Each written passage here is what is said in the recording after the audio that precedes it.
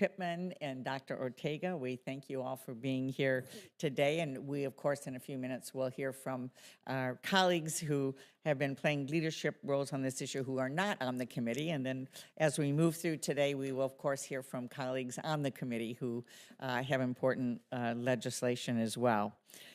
Agriculture is crucial to our American way of life. That's what we know. And I always say that we don't have an economy unless somebody makes something and somebody grows something. That's how we have an economy in the United States. Our food industry and agriculture support more than 21 million jobs, contributing roughly $1.2 trillion to the American economy and providing a safe and affordable food supply. Also, we know food security is national security. That's the message I shared in 2013 when I held a hearing in this committee to review the purchase of Smithfield Foods by a Chinese company. It was the largest purchase of a U.S. company and the first purchase of a major U.S. food and agriculture company by a Chinese firm. After that hearing, I worked with Senator Grassley to introduce the Food Security as National Security Act to help ensure that acquisitions of U.S. food and agriculture companies receive proper scrutiny. It gives USDA and FDA officials permanent representation on the Committee on Foreign Investment in the United States, and we will certainly hear more about CFIUS today. And it adds new criteria to consider impacts to the U.S. food systems. Since that time, other major U.S. food and agriculture companies have been bought by foreign companies. American farmers and families have raised many questions, from the economic impacts of foreign purchases in our food supply chain to how we can protect agriculture innovation and research spurred by U.S. investment and more. The American people deserve careful consideration of how foreign investment will affect the future of our farms, ranches, and agricultural economy. Today, we are having a conversation and a fact-finding session about foreign investment in U.S. agricultural land. This discussion is not new. Then Congressman Grassley, and I see he's not here yet, so please let him know I gave him several shout-outs today, Senator Ernst. But Congressman Grassley helped author the Agriculture Foreign Investment Disclosure Act of 1978 in an attempt to understand the full picture of foreign ownership of U.S. farmland. That was nearly 5 decades ago.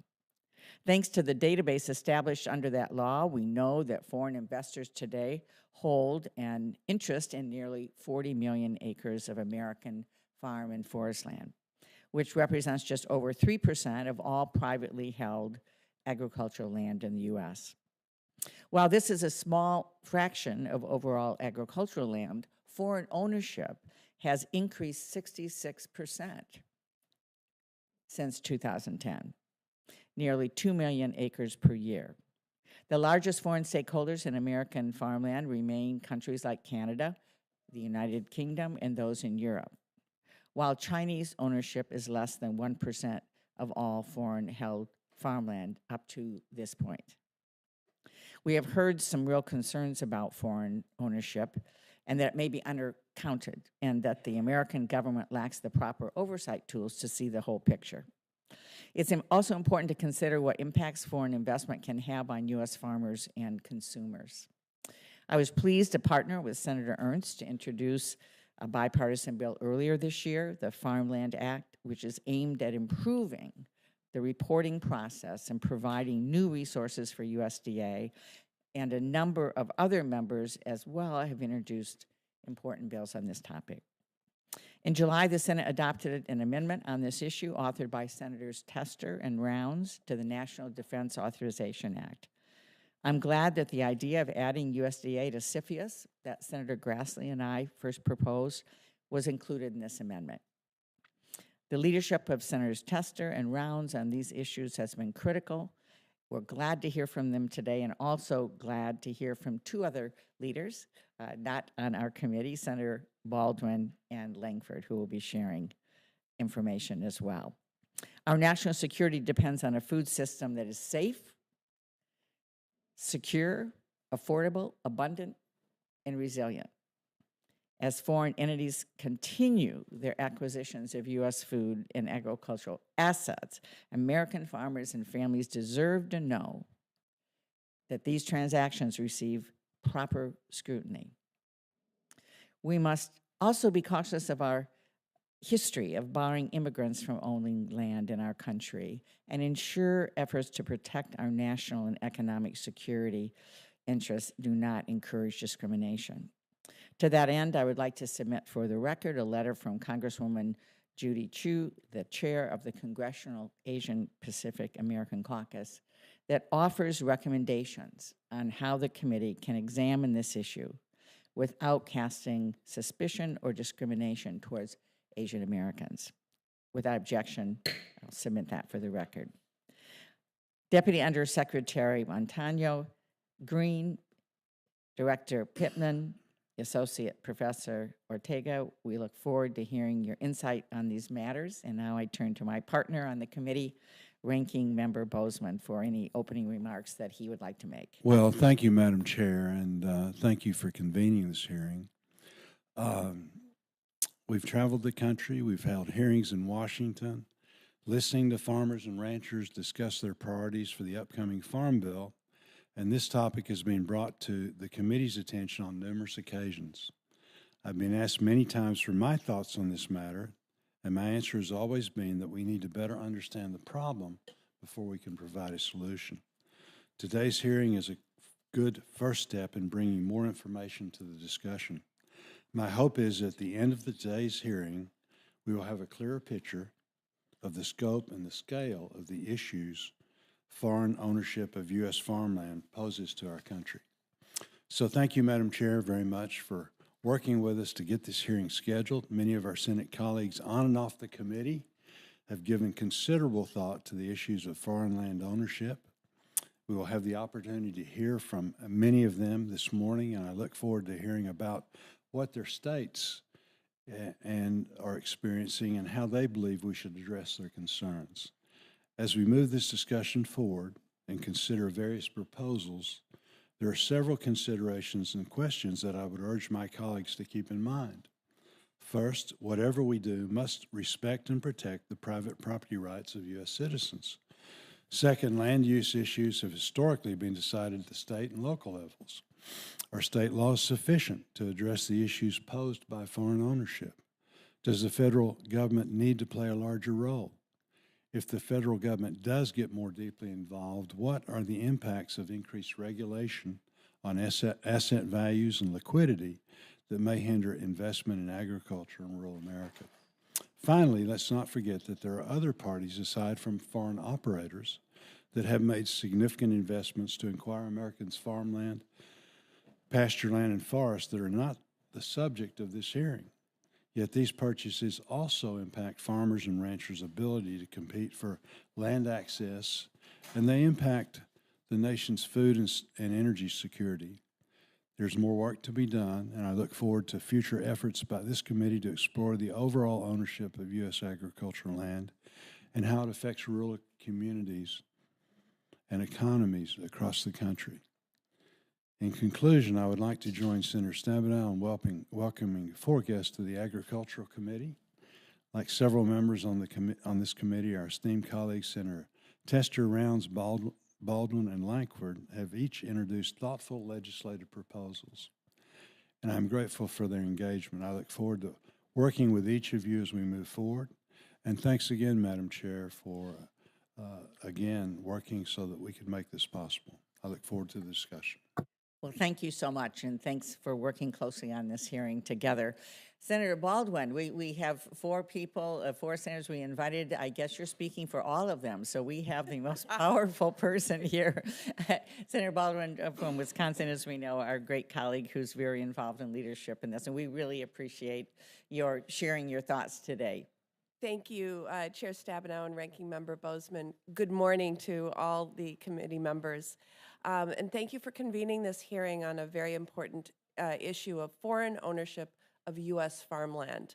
In Wisconsin, the agriculture industry is a major economic driver, contributing more than $104 billion annually to our state's economy.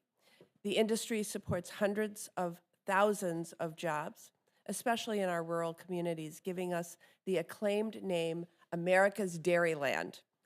Our robust agriculture industry also helps keep our country safe, as food security is national security. But our foreign competitors realize this also. When foreign investors own American farmland and agricultural processing capacity, it can put our country and domestic food supply and local communities at risk.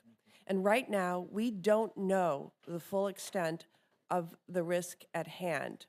Outdated reporting systems and a lack of auditing at both a state and federal level leave us with incomplete information and many questions. That's why I appreciate the opportunity to highlight for the committee the alarming gap in comprehensive data on foreign ownership of agricultural land across the country. Senator Grassley has long led on this issue, and I was proud to work with him to introduce and pass our Farmland Security Act last Congress. This legislation that we were able to include in the omnibus last year. The Farmland Security Act of 2022 requires the Department of Agriculture to transition away from their outdated filing system to an online form and create a disaggregated public-facing database of filings and for supporting national security and food security research. Under our 2022 law, the USDA must also report to Congress on the impacts of foreign ownership of agricultural land on family farms, rural communities, and our domestic food supply. While passing our legislation was a step in the right direction, Congress can and must do more. And that's why I partnered once again with Senator Grassley to introduce the Farmland Security Act of 2023. Our new legislation would go even further in addressing foreign activity in our domestic agriculture marketplace. As this committee works to write the next farm bill, I urge you to include this bipartisan bill in the final version. The Farmland Security Act of 2023 would give USDA additional tools to address and penalize shell corporations who fail to comply with our nation's foreign ownership laws. It requires annual auditing of foreign ownership filings to ensure that we have the whole picture of our food security and or national security risks. This legislation also goes beyond looking just at ownership trends by scrutinizing the impacts of long-term leasing of agricultural land. And importantly, the Farmland Security Act of 2023 requires USDA to take a closer look into foreign ownership of our agricultural production capacity. Many of the products that our farmers make here are only as good as the processors that help them to get it to market. And we need to get a look under the hood of the entire supply chain in order to ensure that it is resilient and capable of preventing any malign foreign influence. We saw the increase in exports from US-based foreign-owned meat processors during the COVID-19 pandemic, while those very same processors jacked up the prices of meat at the grocery store for American families. That market disruption illuminated the larger trend that we are not in total control of in our domestic agricultural supply chain. By understanding the full extent of foreign ownership in Americans' agriculture market, we can take the necessary steps to protect American consumers and safeguard both our food security and rural farming economies for generations to come. As lawmakers, we must ensure that we have access to information about foreign ownership of our food system, and this committee has the opportunity to do so in the next Farm Bill. I thank you again for having me here to testify. Well, thank you, Senator Baldwin, for your longtime leadership on this. This is so important, and we appreciate your efforts and look forward to continuing to work with you. Senator Lankford, welcome. We're so happy to have you. Thank you. Thank you for allowing me to slip into the prestigious Ag Committee and to be able to have this kind of conversation and be able to walk through it. I'd love to be able to tell you a story of how I got involved in this at all. Obviously, I come from Oklahoma, which is a state with 4 million people. Literally, 2 million of them live in urban areas and 2 million of them live in rural areas. Like many of you as well, we have this great distribution in our state. So I've been interested in this in an ancillary way in many ways until 2018. In 2018, my state passed a medical marijuana law. Now, it was the most liberal medical marijuana bill in the nation at that time. And what we saw was a rush to be able to buy up farmland in our state. And it was a shift that surprised a lot of people in the state based on how quickly it happened and based on who actually did it. Oklahoma is now number 8 in the nation for having land owned by foreign entities in our state since 2018 when we passed that. In fact, the year after we passed a medical marijuana law in our state, the next year, Oklahoma had more land sales to foreign entities than any other state in the nation. We saw a rush that came into our state. We have great land prices.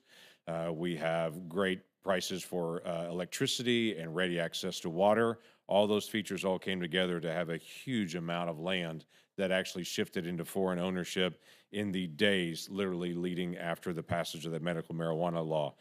Just in the past decade, to give you a percentage on this, we've had a 500% increase in our state of foreign ownership of land just in the past decade. We have 7,000 licensed marijuana grows in our state now. That's since 2018. In 2017, we had 0. Now we have 7,000. Thousands of those are actually illegal operations that haven't gone through the full licensing capability. Of those, about 75%, our Oklahoma Bureau of Narcotics states about 75% of those are actually Chinese-owned facilities. What we have found is Chinese criminal organizations are partnering with Mexican cartels to be able to facilitate the distribution of marijuana nationwide, and they're using Oklahoma as the source for that. And this is all kicked in just since the 2018 vote. The problem in Oklahoma has gained a lot of national attention. Many of you have probably heard about it as well. Politico did a large feature article on it called "The Growing Chinese Investment in Illegal American Weed." Was their big article, and they did multiple different stories on it. But Oklahoma has been the epicenter on that. We've also seen things like in 2022, execution-style murders on a rural farm in Kingfisher, Oklahoma, where multiple people were left dead in an execution and a shooter on the run, all of them Chinese nationals, in rural Oklahoma.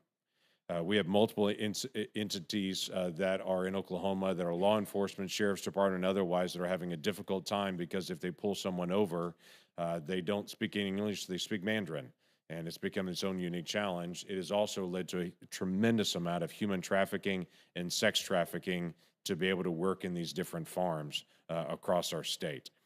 We have seen over and over again individuals that have come across our southern border illegally that are Chinese nationals that end up in the marijuana farms, and they're working off their debt, literally being moved from farm to farm to farm. They literally don't even know what town that they're in or often what state that they're in when they're actually arrested and the operation is taken down. So that brought my attention to what was happening and got me to ask a simple question. If that's happening in Oklahoma, what is happening in the rest of the nation? And what are we seeing? And what I've seen is a tremendous rise in foreign ownership of land around our country. All of us that are in ag states all know the saying, there's lots of things you can get more of, there's not more land. So it's incredibly precious to us as Americans to be able to make sure we're making the right decisions on this. So we've worked for several years to be able to find a way to be able to deal with this foreign ownership of land issue, and we have something called the Soil Act. The Soil Act we brought up for several years and continue to be able to refine it, add additional ideas to it. My partners on this are Senators Bennett, Risch, and Tillis. We've worked together specifically on the ag issues here, and let me walk through the details of it. It requires review of agricultural real estate purchased by certain foreign entities through the CFIUS process, which we think is a reasonable place to be able to put that. It restricts federal assistance for foreign-held real estate holdings, and it broadens disclosure requirements for land purchases made by foreign entities through the AFIDA process. So for us, we're focused in on what are we doing to actually make this a better process. It does not do a blanket prohibition. of foreign ownership of land, but it puts an additional hoop in the process so that illegal operations are not going to go through that hoop. If they've got to go through the CFIUS hoop and they can actually show that there's a reason they should have that land holding, they should be able to actually earn the right to be able to do that. We have foreign ownership across our nation from multiple entities. That's never been an issue for us as Americans, but we should actually ask the basic question, why? Before we're making agricultural land available to them. We attempt to be forward-looking in this as well by not citing one particular country or group of countries, but using the established list from the Department of Commerce and the Director of National Intelligence to saying as that list shifts from the Department of Commerce and the Director of National Intelligence, it would also shift in ours as well. We're narrowing in specifically on this committee's jurisdiction. The Soil Act closes current reporting loopholes currently in the AFIDA process by requiring reports of leases longer than 5 years and the disclosure regardless of acreages. The reason is that we have a lease loophole that's currently in the AFIDA process that if you don't own it but you lease it, you don't have to go through that reporting process. We're trying to be able to close that loophole. And then currently that process also allows just 10 acres or more for many of these, for instance, marijuana farms, they're at 9 acres or less. And so they're not going through that process because they're building greenhouses to be able to take that on. So this would close out those 2 loopholes that are currently in the AFIDA process that are under this committee's jurisdiction. So we've tried to be able to work through the process, try to be able to get this right in a way that we think actually helps us as a nation to be able to protect our ag, and quite frankly, also to be able to deal with criminal organizations that are trying to take advantage of our very open nation. So thank you for hearing this out and for doing the work to be able to address this. Well, thank you very much, Senator Lankford, and it certainly brings a different perspective. My mother grew up on their family farm in Oklahoma picking cotton, and so this is a very different picture that you're portraying as of what's happening. So appreciate your legislation and your focus on this very much. Senator Rounds has joined us, part of the duo of Senator Tester and Senator Rounds. I know there's another important committee meeting going on in banking and that you're both coming back and forth, but we wanted to give you an opportunity since you both worked so hard in the NDAA to be able to have your amendment passed, and we wanted to give you a few moments to share what that does. Well, thank you, Madam Chair, and I suspect that Senator Tester will be here shortly. We were both at the banking hearing together. First, let me just say good morning, and I do believe that it is truly a privilege to be here today with the Senate Committee on Agriculture, Nutrition, and Forestry. I want to thank you, Madam Chair, along with Ranking Member Bozeman, for taking a special interest in this issue and inviting me to provide some remarks at the hearing today, along with Senator Tester, who is just arriving now. Don't worry, I'm just holding things up long enough for you to get here. I think Senator Tester always knows how to make an entrance. Keep the filibustering, buddy. Well, as you all know, China and Russia are our near-peer adversaries, and North Korea and Iran are no friends of the United States. These 4 adversaries view America as their top competitor and only wish to gain advantage and opportunities to surveil our nation's capabilities and resources. Over the course of the last several years, it has become very apparent that an increasing number of foreign purchases of American agricultural land is posing a threat to national security. After listening to the concerns of American producers, Senator Tester and I introduced the Promoting Agriculture Safeguards and Security, or PASS Act, to ban China, Russia, North Korea, and Iran from purchasing American farmland or ag businesses. Key portions of this legislation were included in Amendment number 813 to the Senate-passed National Defense Authorization Act. It's now referred to as Section 1086. Section 1086 would strengthen our national security while still providing access and opportunity for our foreign partners. Foreign investment in the U.S. real estate and farmland presents many economic opportunities, but in some cases can present significant consequences to our national security, trade, and food security. While Chinese entities currently hold slightly less than 1% of all foreign-held acres in the United States, the volume of their holdings have surged exponentially over the last 13 years, from roughly 13,000 acres to over 352,000 acres. and foreign ownership and investment in the United States agricultural land nearly doubled. In recent years, our country has seen firsthand attempts by our near-peer competitors to acquire land adjacent to our military bases. In 2020, a Chinese-linked company planned to build a wind energy farm project near Del Rio, Texas, only miles away from Laughlin Air Force Base, where U.S. pilots are trained. In 2022, a Chinese-linked company attempted to build a corn milling plant on farmland near a sensitive Air Force base outside Grand Forks, North Dakota. Treasury later determined that they did not have the proper jurisdiction to act in this case, which demonstrates the need for this section to become law.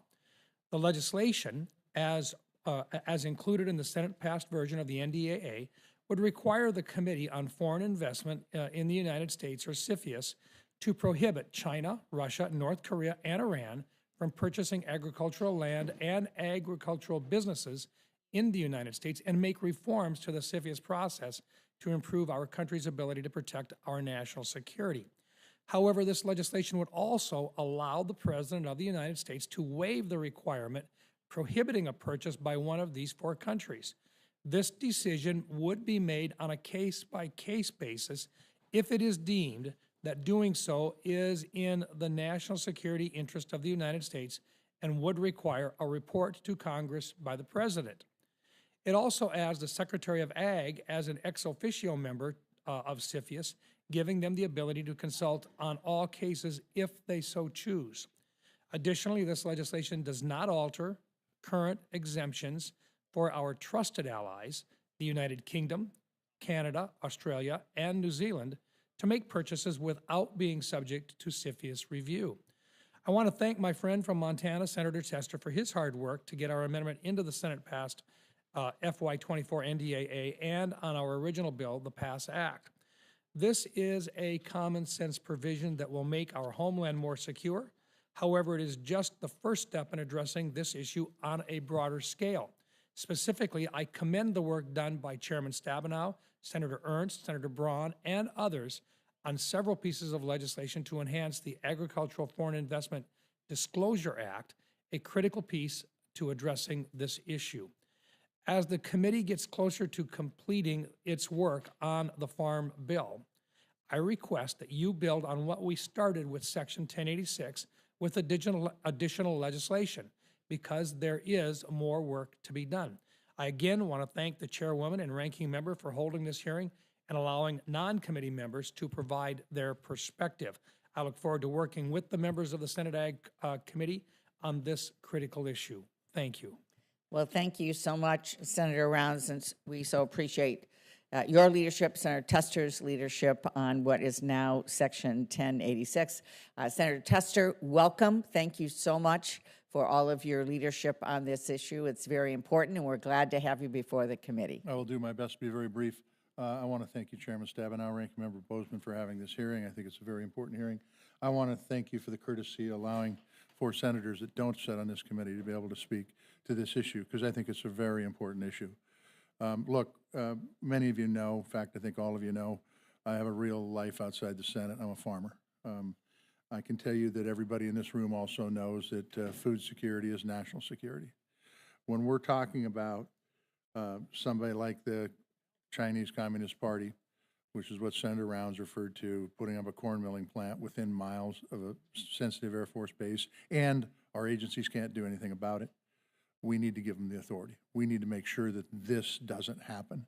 Because quite honestly, and some of you know this, probably all of you know this, China, Russia, Iran, North Korea, they are not friends of ours. They want to do things to make us less than what we are today. So we shouldn't allow these bad actors to be on our soil.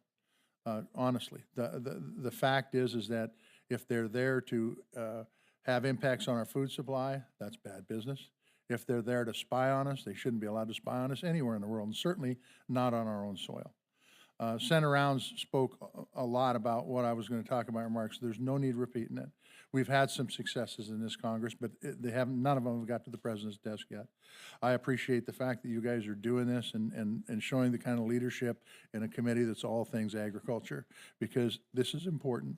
It's important for this nation's food security, our national security. It's important for our citizenry. Thank you for doing this hearing. Well, thank you so much. We deeply appreciate, we hope the NDAA is passed by the Senate, gets to the president's desk so he can sign it. And we appreciate all of you and your leadership in bringing together all the various pieces that we need to be focused on this issue. Thank you so much. We will now ask our three witnesses, our panel, to join us.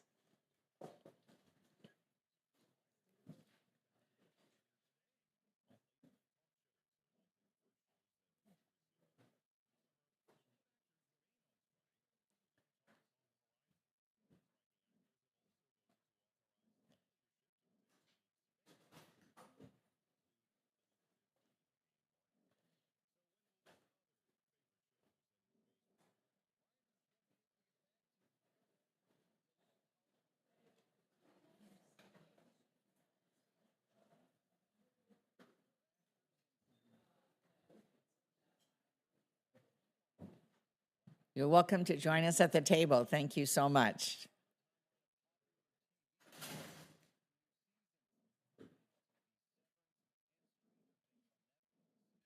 I just want to say for the record that Mr. Ortega has too much hair. I feel like For the record, we will indicate that Senator Booker is deeply concerned. I think it is a personal attack. Yeah. I want it noted. All right, well, good morning. Let me introduce our three witnesses and then ask each of you to make some comments. Gloria Montano Green is the Deputy Undersecretary for Farm Production and Conservation, FPAC. In her position, Montano Green leads agencies that deliver farm programs and services to farmers, ranchers, and other producers. She is also a former state executive director for the Farm Service Agency in Arizona. So we so appreciate your being with us. Our next witness that Senator Booker has attacked so far, Mr. Baldwin, I will turn to you to introduce, because he's from your state, and I think you may be offended by what Senator Booker said. I'm not sure. So. Well, we're pleased to have Mr. Harrison Pittman, a proud Arkansan, with us on the panel today. Harrison is the director of the National Agricultural Law Center, a University of Arkansas System Division of Agriculture. He received his Juris Doctor and LLM from the University of Arkansas Law School in Little Rock and Fayetteville, respectively, and has worked at the center since 2001. Harrison is an active member of the American Agricultural Law Association and is a frequent presenter on a range of topics, including the Farm Bill, water law, and environmental law. He has authored articles on numerous subjects, including the National Organic Program, the constitutionality of corporate farming laws, pesticide litigation, the Packers and Stockyards Act, and the list goes on and on. Many food, environment, and agriculture stakeholders depend on Harrison and his team to work to provide accessible, dependable, and objective legal analysis. So we're all proud of the work that they do. Thank you, Harrison, for taking the time to be with us, and a special thanks to the rest of the panel for your willingness to be with us today. Thank you so much. And Senator Booker, I misheard you. You were actually attacking my witness from Michigan State University. So I just want to say, although I see two people Harrison's that got have wonderful plenty of heads hair, of hair. So yes, yes. So, but I'm so pleased that Dr. David Ortega, a food and agricultural economist and professor at Michigan State University, is with us today. Welcome. His research focuses on understanding consumer, producer, and agribusiness decision-making to better inform food policy. Dr. Ortega has vast experience studying food systems in various developing and emerging countries, and we are so pleased, Dr. Ortega, that you are with us this morning. So let me turn first to Deputy Undersecretary Montano Green. We would ask for 5 minutes, and then anything further you would like to submit for the record. Good morning. Good morning. Chairwoman Stabenow, Ranking Member Bozeman, and members of the committee, thank you for the opportunity to come before you today to discuss the agricultural Foreign Investment Disclosure Act of 1978, often called AFIDA. It's an honor to serve as Deputy Undersecretary for Farm Production and Conservation, which we regularly call FPAC. It's rewarding work. It's the one mission area at USDA that houses all the producer-facing agencies. Every day, I get to work with 4 agencies across the country. It's Farm Service Agency, the Risk Management Agency, Natural Resources Conservation Service, and the FPAC Business Center to provide farmers, ranchers, and forest landowners support, be it through farm loans, disaster programs, safety net, risk management, conservation programs, and other items that they might be facing. It's an honor, a privilege, and a great responsibility to work alongside more than 20,000 public servants across more than 2,900 offices that support our producers. FPAC is also the mission area that houses the filing of AFIDA. I want to take a moment to be able to recognize this mighty AFIDA team. FPAC's economic and policy analysis staff who work on AFIDA and are working hard to improve outreach and filing information to ensure they're getting the best information possible. Any foreign person who buys, sells, or holds a direct or indirect interest in U.S. agricultural land must report their holdings and transactions to USDA through the AFIDA report, also known as FSA Form 153. Leaseholds of 10 years or more on agricultural land, often involving wind turbine and solar panel interests, must also submit a report to USDA. AFIDA is self-reporting. Currently, the AFIDA reporting system uses a paper-based approach to data collection. We currently have no way to identify the geographic location of AFIDA filings, more specifically than the country level. The process to report and track foreign-owned agricultural land is complex. There is not currently a system at the national, state, or local level that tracks deeds or leases, and there is no automated reporting mechanism to aggregate information and contribute to the disclosure report. Any system for tracking land purchases and owners would be complicated, expensive, and create a potential risk to producer privacy, the price of agricultural land, and individual American seller interests. There are more than 3,000 county clerks and recorders' offices, or their equivalent, more than 50 state systems, and more than 500 sovereign tribal nations processing and tracking of land ownership and land transfer. This is a patchwork to track and report foreign and owned agricultural land is challenging. As Congress considers the issues around the ownership of agricultural land, it'll be essential for them to consider a system that balances these issues and is workable for USDA, for producers, for landowners, and for local government. In addition to the complicated patchwork system, USDA is under-resourced, and the staff have limited authorities that are less expansive in scope than those outside of USDA may recognize. We are doing our best. We're working to stretch our resources and making improvements. We have added additional staff. We're working to update the FSA 153 form.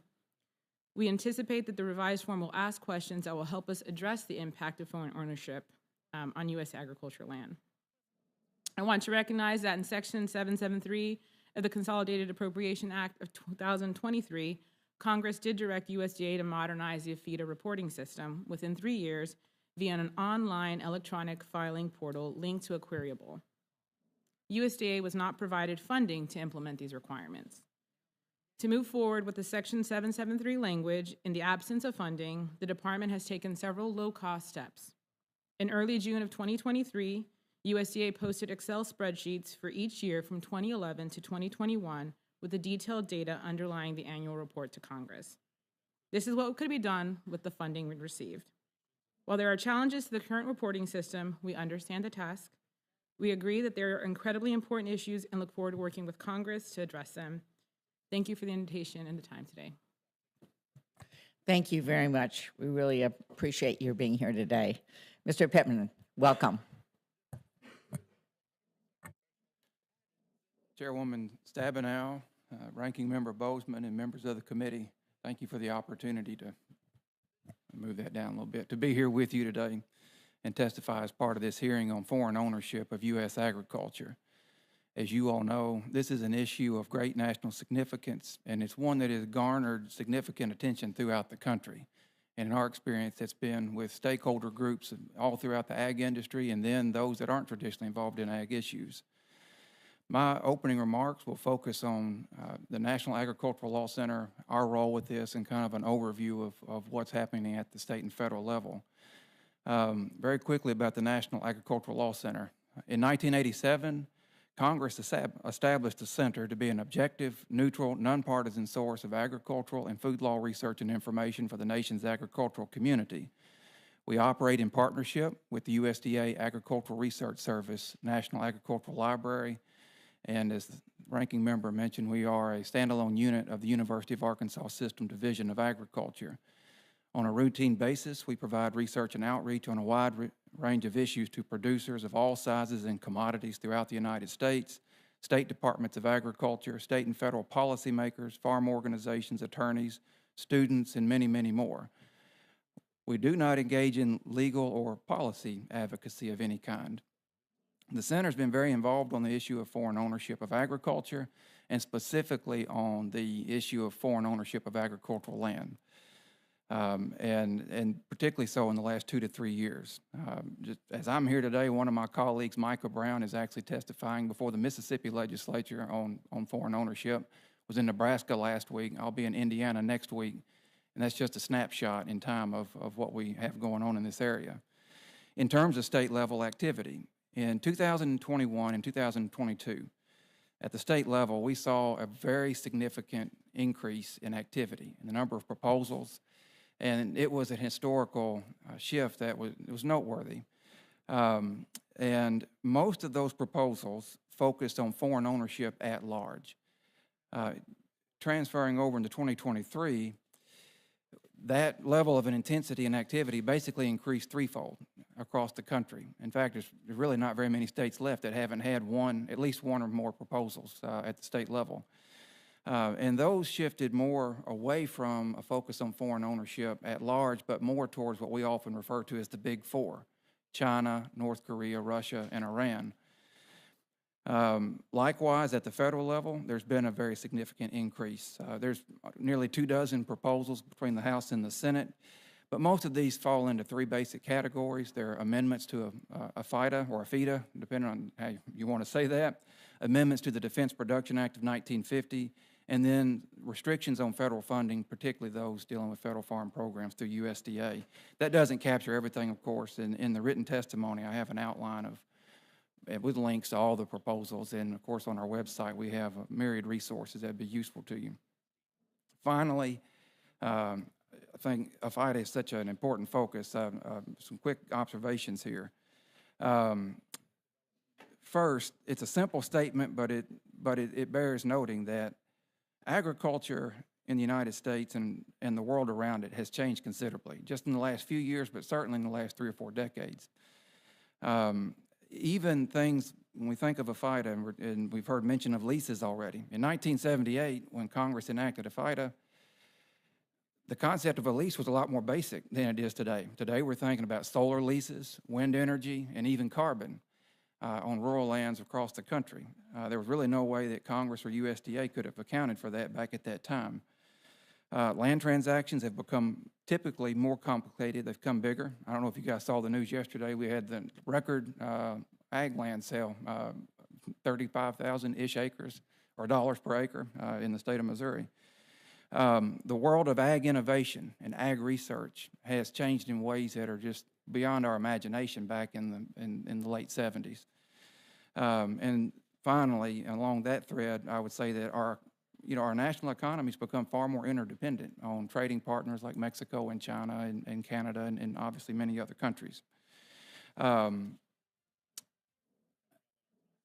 would also add that when it comes to a FIDA, and I see my yellow light, so I want to bring it in for a landing here.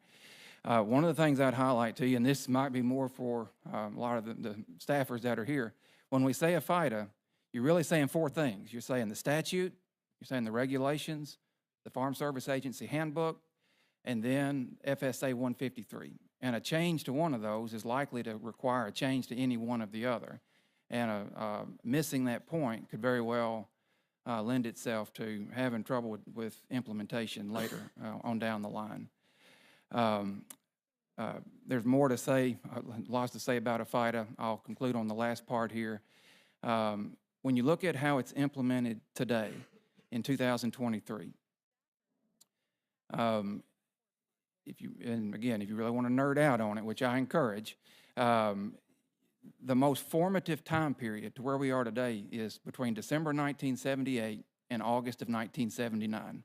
That's when, you know, Congress passed the FIDA and provided agency authority to USDA. So most of the implementation has occurred through rulemaking. And that's when most of the activity occurred, and that really leads to the implementation that's today. So going back to that original thought about how much things have changed, you know, put yourself in the shoes of somebody in 1978 and 79, and then having hindsight today to look back on that. And then if you think a fight is easy, you probably haven't spent enough time with it. If you think it's hard, it's probably harder than you think. The devil's in the details, and I'll conclude there. More than happy to answer questions today and in the future for this and other issues that come up. Thank you for your time. Well, thank you so much. It is complicated, and we appreciate you being involved in giving us input as we work through it. Dr. Ortega, welcome. We're so glad you're here. Thank you, Chairwoman. Chairwoman Stabenow, Ranking Member Bozeman, and members of the committee, thank you for the invitation to be here today. The U.S. has nearly 1.3 billion acres of privately held agricultural land, of which around 40 million were foreign-owned in 2021, a 50% rise from 2011. Currently, 3.1% of American agricultural land is foreign-owned. Contrary to popular belief, foreign governments don't typically own this land. Most is owned by Canadian interests, with significant holdings from entities in Europe. Holdings from China are under 1% of foreign-held agricultural land. These entities buy land for food production, energy, or as an investment due to its stable growth and returns. Most states have minimal foreign holdings, often concentrated regionally. In my home state of Michigan, most foreign-held agricultural land can be found in the Upper Peninsula. Foreign investments in these lands can be a source of economic growth, employment, and job creation in local communities. One concern over foreign ownership of agricultural land stems in part from Lansing land prices and the potential for foreign demand to price farmers out of the market. However, there is no clear evidence that foreign ownership is causing U.S. farmland prices to rise. Under current U.S. federal law, there is no limitation to foreign entities acquiring agricultural land. However, several states have some type of restriction on foreign ownership. Some proposals, as we have heard today, have suggested even broader restrictions. Given the potential for some of these proposals to have unintended consequences, careful consideration is needed to understand their impact on the broader U.S. agri-food system. Analysis of land values in states with varying restrictions and those without does not show a clear pattern. In fact, some results even contradict expectations that these bans would dampen land value increases. AFIDA mandates foreign entities to report transactions of foreign lands to the U.S. Department of Agriculture. Enforcement of reporting requirements have been inconsistent and at times lax. This has been attributed to low staffing levels in the agency. Considering the rise in foreign holdings over the past decade, this is very problematic. How many foreign agricultural land acquisitions have gone unreported, and by whom? Failure to address these questions limits our ability to draw meaningful conclusions from any economic analysis on the impact of these purchases, among other concerns. Chinese ownership of U.S. agricultural land has garnered attention due to high-profile acquisitions and rising Sino-American tensions. Last year, the Fufeng Group's land acquisition near the Air Force Base in North Dakota became controversial. A subsequent corn mill project, which promised significant economic benefits to the region, was canceled due to national security concerns. The Chinese government doesn't directly own any U.S. agricultural land. Chinese entities own less than 1% of the 3% of foreign-held agricultural land. This represents 0.03% of all U.S. agricultural land and less than many other countries, including Portugal and Luxembourg. Over 80% of the Chinese-owned land belongs to Smithfield Foods and a billionaire investor. China's foreign investment strategy has shifted from the early 2000s to now include the acquisition of agribusinesses like Smithfield Foods. Issues over consolidation, for their business acquisitions, and concerns surrounding intellectual property and the agri-food sector need to be carefully monitored and evaluated. Food security concerns naturally arise when discussing foreign ownership of American farmland. The U.S. is not only self-sufficient in basic food production, but we also provide food for many across the globe. We are the breadbasket of the world. Food insecurity arises in our country not because of production deficits, but because of issues of affordability and accessibility. I will conclude by noting that American farmland is a critically valuable and finite resource.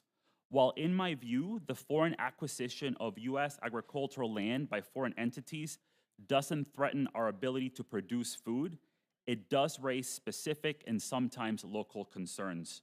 It's vital that any legislative and regulatory response be evidence-based, consider the broader agri-food landscape, and aim to strike a balance between safeguarding our national interest and security and promoting economic growth and opportunity. Thank you again for the opportunity to testify, and I look forward to your questions. Well, thank you so much. We very much appreciate your being here today, and we will start with questions. Deputy Undersecretary Montano Green, your testimony highlights really the complexity, I think all of yours did, the complexity and challenges in monitoring land ownership with limited resources. The Farmland Act I introduced with Senator Ernst would expand the scope of CFIUS to include reviews of farmland purchases over a certain size, 320 acres or $5 million, and from certain countries. We know it's important that we have proper oversight, but we also know we have, as you've indicated, limited resources right now. So what changes might be needed to the Agriculture Foreign Investment Disclosure Act process to focus our resources on the real potential threats to U.S. food security?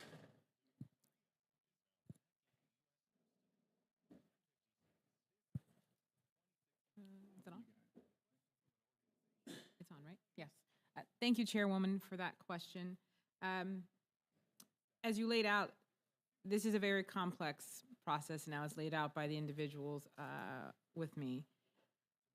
So first, maybe I'll approach the conversation about CFIUS. I want to start by saying it's not in my purview at FPAC. It's at USDA under the Office of Homeland Security.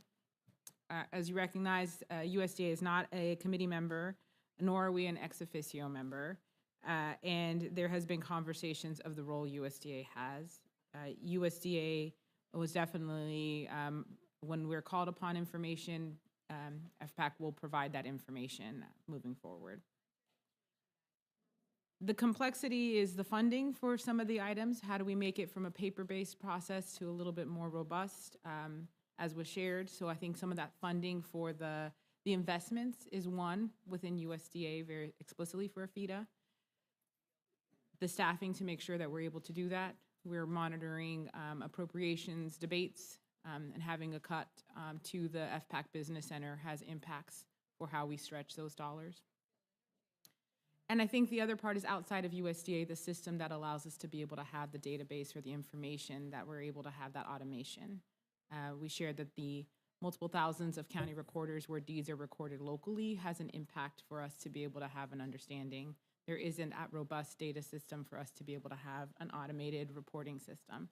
So even if we move fully off of paper-based, it still requires very manual labor to be able to address and to be able to dig down into those items. So within USDA, there is some support and work, but that system collectively to be able to support investments and knowing the understanding needs to be there.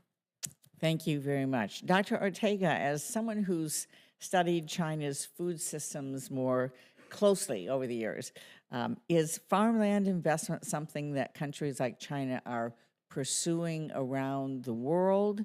And where do you see trends in foreign investment in food and agriculture supply chains more broadly? Thanks, Chairwoman, for the question. When it comes to China's foreign investment strategy in agriculture, it's important to understand that it's really driven by their desire to be self-sufficient. They have 20% of the world's population, but less than 10% of their land is arable. It's a big country, but a lot of it is mountainous terrain.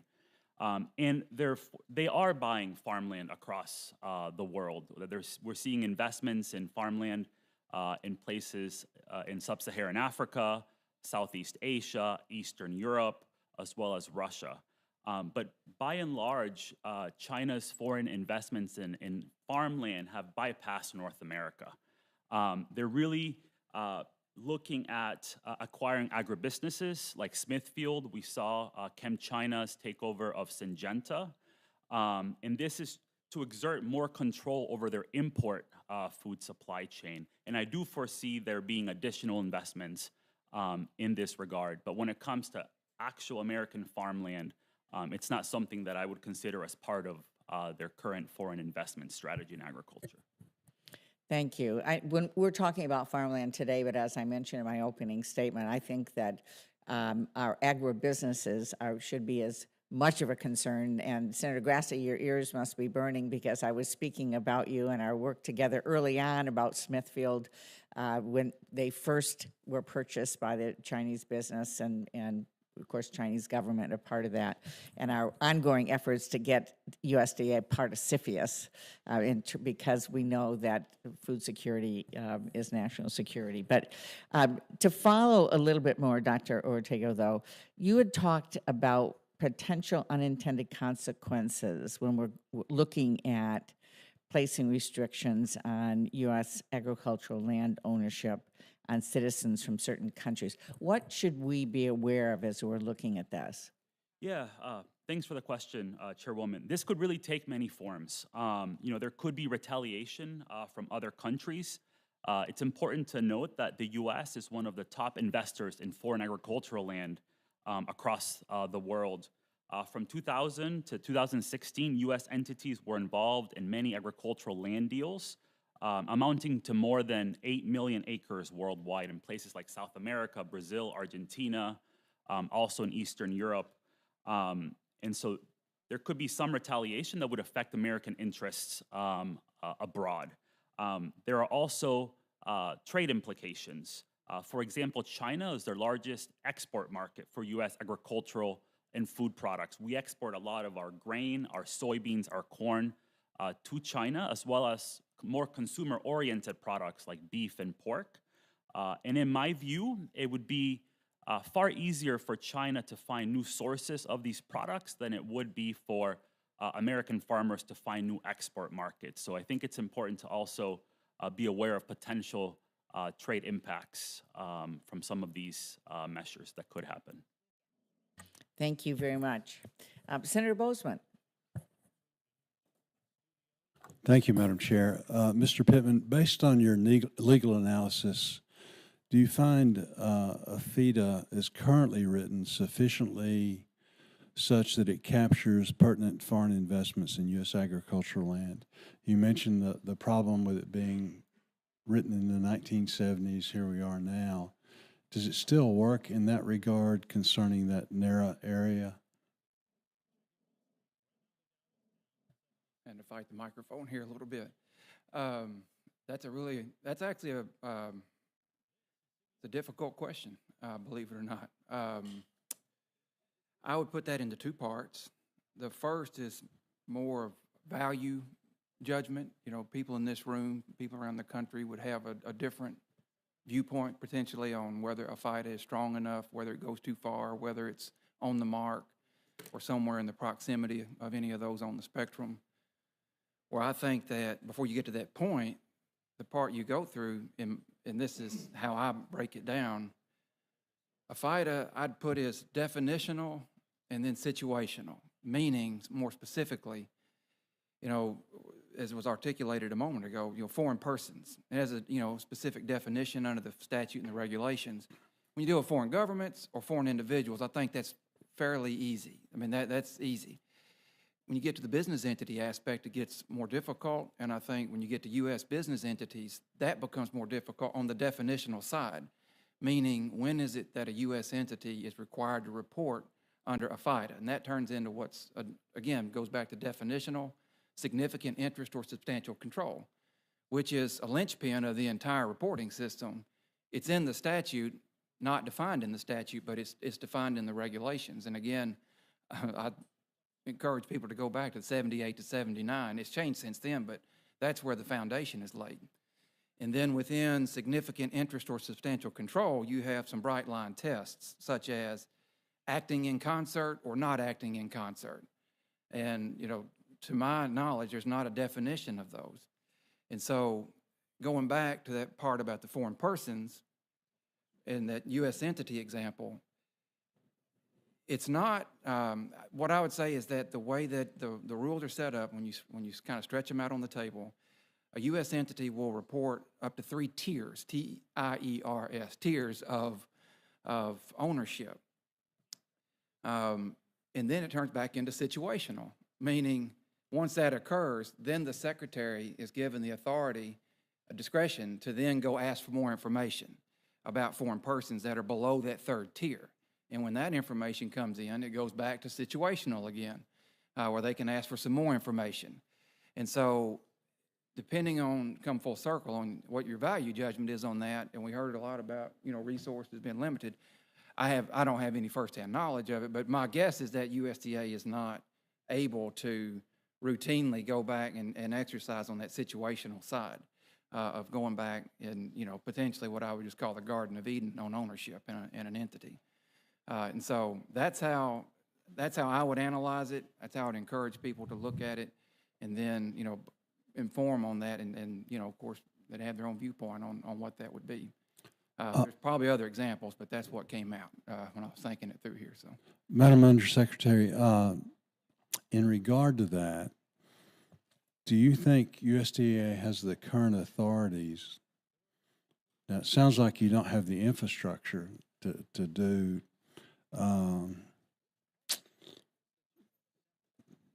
the disclosure process and all that, and then, you know, you talked about all of this is being done by hand, and, you know, the difficulties there as we try and move forward. But discounting that, do you feel like you have the authority to move in if Congress wanted you to move in the direction of greater disclosure?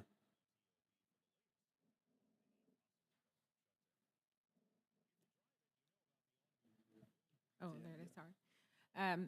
Thank you for that, Senator. There are some, for your question to be able to look at the levels of details, some of the items that were mentioned by Mr. Pittman are not within the authority. We are currently reviewing the FSA form to be able to see if we can add items, not as a requirement, but as optional to report to be able to better engage. There are some expectations that we've received in various congressional inquiries and technical assistance where we've provided feedback on what additional authorities we might need if we wanted to be able to have some requirements and some reporting there. So I think it is as Congress decides what level of additional information we want in that disclosure form or additional engagement that USDA needs to move forward, we might need to consider that. Very quickly, can you talk a little bit very quickly about what you do to verify the accuracy and completeness of information that you receive regarding this foreign disclosure? So, sir, when the team receives the form, they review it. They go back and ask various levels of details. Sometimes they go and have conversations and engagement with the counties where that is being recorded, or the local FSA office is able to provide resources. Some of that information is based on local knowledge, not necessarily local FSA knowledge, but local county recorders on the level of information and filings that they also have to be able to reflect that. Some of that conversation is having engagements with their respective lawyers to be able to ask questions whenever the form has not been completed or if the form seems to have some gaps of information. So the team is doing what they can with the resources we have and is looking into the various layers and the third tier of ownership to be able to have those items and moving to gather as current information as they can. Okay. Thank you, Madam Chair. Thank you very much. Senator Booker. Chairwoman and Ranking Member, thank you both for another really important hearing. I can't tell you how grateful I am to have this opportunity to question three extraordinary witnesses despite their haircuts. Look, who controls our farmland is really important, and honestly, my concerns also with who controls many other parts of our food system, including our seeds, meat processing, and grocery stores. This is all part of our national security. Indeed, as one of our witnesses already said, is food security is national security.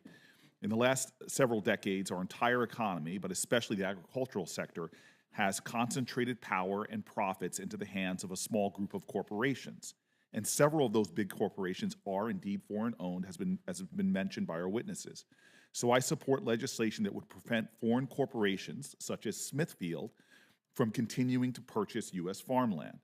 I have visited Duplin County, North Carolina, and seen firsthand what a bad corporate citizen Smithfield is, with their large factory farms poisoning the air and water and ruining the quality of life for local rural communities. Also that Smithfield can ship cheap pork back to China. However, an equally concerning issue to me, and an issue that I hope this committee will focus on and perhaps hold a hearing on, is the rate at which domestic corporations, such as pension funds and hedge funds, are buying up U.S. farmland as an investment strategy. According to a recent report, institutional investors spent over $12 billion to acquire U.S. farmland in 2021 alone. And these corporate investors now own approximately 35 million acres of U.S. farmland. I believe that our national food security depends on the farmers who are working the land having an opportunity to own the land. And I don't believe that our federal farm safety net programs like crop insurance should be used as a risk management strategy by Wall Street investment funds. That's why I recently introduced the Farmland for Farmers Act, which would prohibit these investment corporations from acquiring any additional U.S. farmland.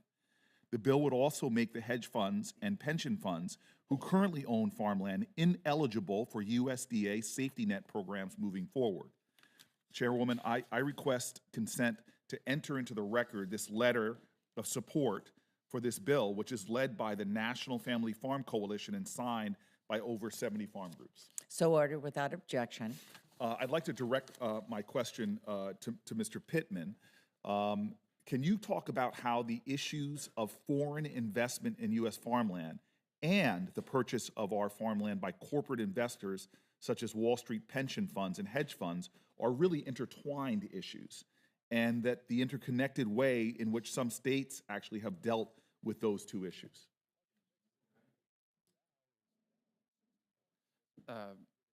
So, going in reverse chronological order, the way the states have handled that would be, on the one hand, corporate farming laws. They're sometimes referred to as anti-corporate farming laws. They're been historically predominant in the Midwestern states, but in other places too. And they have a history that traces back to pre what we know as the Great Depression era, but for agriculture, the Depression oftentimes we think started in the 1920s instead of the 1930s. So that's one aspect. The others on these foreign ownership laws, which we've detailed enough, I don't think I need to go back through any of those. Historically, in the public record, I mentioned in my opening remarks how the ag industry's changed a lot. So obviously the transactions, the nature, the scope has evolved considerably. But on the corporate farming law side, a lot of these laws that go back, as I mentioned, out of North Dakota, 1920s on forward, and they were challenged under the different theories of the Constitution, or the constitutionality was challenged a handful of times, made their way to the United States Supreme Court, and the constitutionality was always upheld. And then more recently, in the last 2 decades, we've had some decisions under the Dormant Commerce Clause that called that into question. But along the way, the proponents of those laws, to get them enacted, and then as they were argued in the court system, it was about it was investors and institutional investors. And from a proponent's viewpoint, when you look at the public record on foreign ownership, both in what's been enacted at the state levels over the decades, but even if you go into the legislative history and the regulatory history of a FIDA, there you see similar concerns, a thread there from those. In fact, initially when the FIDA was enacted, that was what USDA was directed to report back on, impact on family farms and availability of land. And then in my own firsthand experience, I do hear those concerns raised. Of course, that's not to say I don't hear competing viewpoints, but about that, you know, that there's that this broader question of ownership, whether it be institutional and or foreign, that it basically, you know, as we all know, when someone said earlier, not making any more land, that it becomes more difficult to compete to purchase land. And then the final thing, which I have to reflect on this a little bit more, but, you know, by my notion, there's 10 states that have their corporate farming law and their foreign ownership law in the same statute. So at some level, they've been welded together over the years in that way. Yeah, thank you, sir, for that answer. I will maybe ask you to think about it in a question for the record as well as otherwise. I do appreciate the whole panel here. It's been extraordinary, as well as my colleagues beforehand. I'm hoping we can look more about corporate ownership. I've had some conversations with great colleagues across the aisle about it as well. And then finally, I just want to note for the record also that Mr. Pittman has an accent that is almost as awesome as a Jersey accent. Thank you. Well, thank you, Senator Booker, and thank you for raising really important issues. We need to broaden the scope as we're looking at all of this. This is very important. So, and Senator Grassley, we're going to turn to you next, and Senator Marshall technically was next, but is deferring to you. And I will say again, we have invoked your name and leadership multiple times today. It's been a pleasure to work with you on this issue ever since we raised great concerns about the original Smithfield purchase, and thank you for working with so many of us on both sides of the aisle on this issue. Senator Grassley. Well, thank you, Chairman and Ranking Member, for this very important hearing. And I don't know whether the figure of 100 million acres of farmland is going to be sold over the next 10 years, so this is a very timely hearing for you to have that. And you said you mentioned my name many times. I don't know whether you knew that I had an interest in this way back when I was a member of the House of Representatives and authored a piece of legislation, now law, in 1978 called the Agricultural Foreign Investment Disclosure Act. At that particular time, we didn't have any national records of foreign ownership of land, and this was required that the USDA keep track of this. Just last December, Senator Baldwin and I made improvements in that act with the Farmland Security Act, which was included in the Omnibus Appropriation Bill. The bill requires a report to Congress on these investments and to publish a prior year disclosure on an interactive and public USA data system. So that brings me to Mrs. Green. If you have taken steps to implement the changes included in the Farmland Security Act, and what have those steps been? Thank you, Senator, and thank you for your leadership on this issue. Section 773 of the Consolidated Appropriation Act did designate that USDA needed to modernize the APHIDA reporting system within 3 years and make it an online system accessible and queryable. We did not receive any funding to be able to implement that.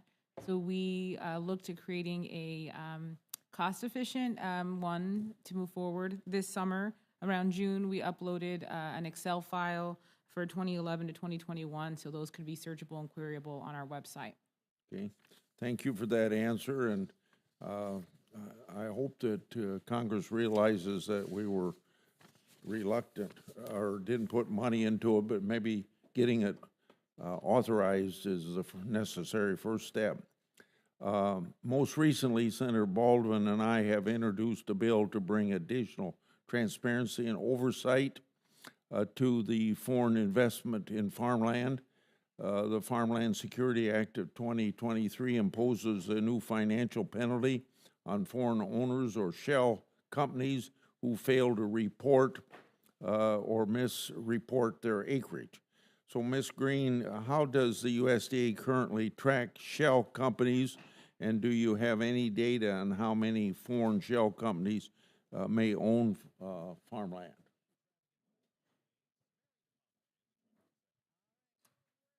Sure, the report information that we receive is based on the self-disclosure So the level of reporting that we provide annually is the information and the data that we do have available.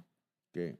Do you think that the Department of Agriculture should have a permanent seat on the Committee on Foreign Investment in the United States? CFIUS, as we call it. Thank you for that question, sir. I want to be able to state that it is not within my purview at FPAC regarding the decision for the department to serve on CFIUS. That would be in the purview of the Office of Homeland Security. But what I can say is to be able to repeat things that my boss has definitely shared, and most recently was at Monday's White House press briefing, that the Secretary was asked a very similar question on Monday, and he stated that he does support USDA having a more robust role on CFIUS. Okay. And then, Mr. Pittman, a lot of credit goes to my state of Iowa for having some of the best laws on the books when it comes to foreign land ownership. Because of these restrictions, Iowa does not have the issues that other states have had. In your research, have you encountered any state laws that could serve as an example for federal legislation that could be enacted?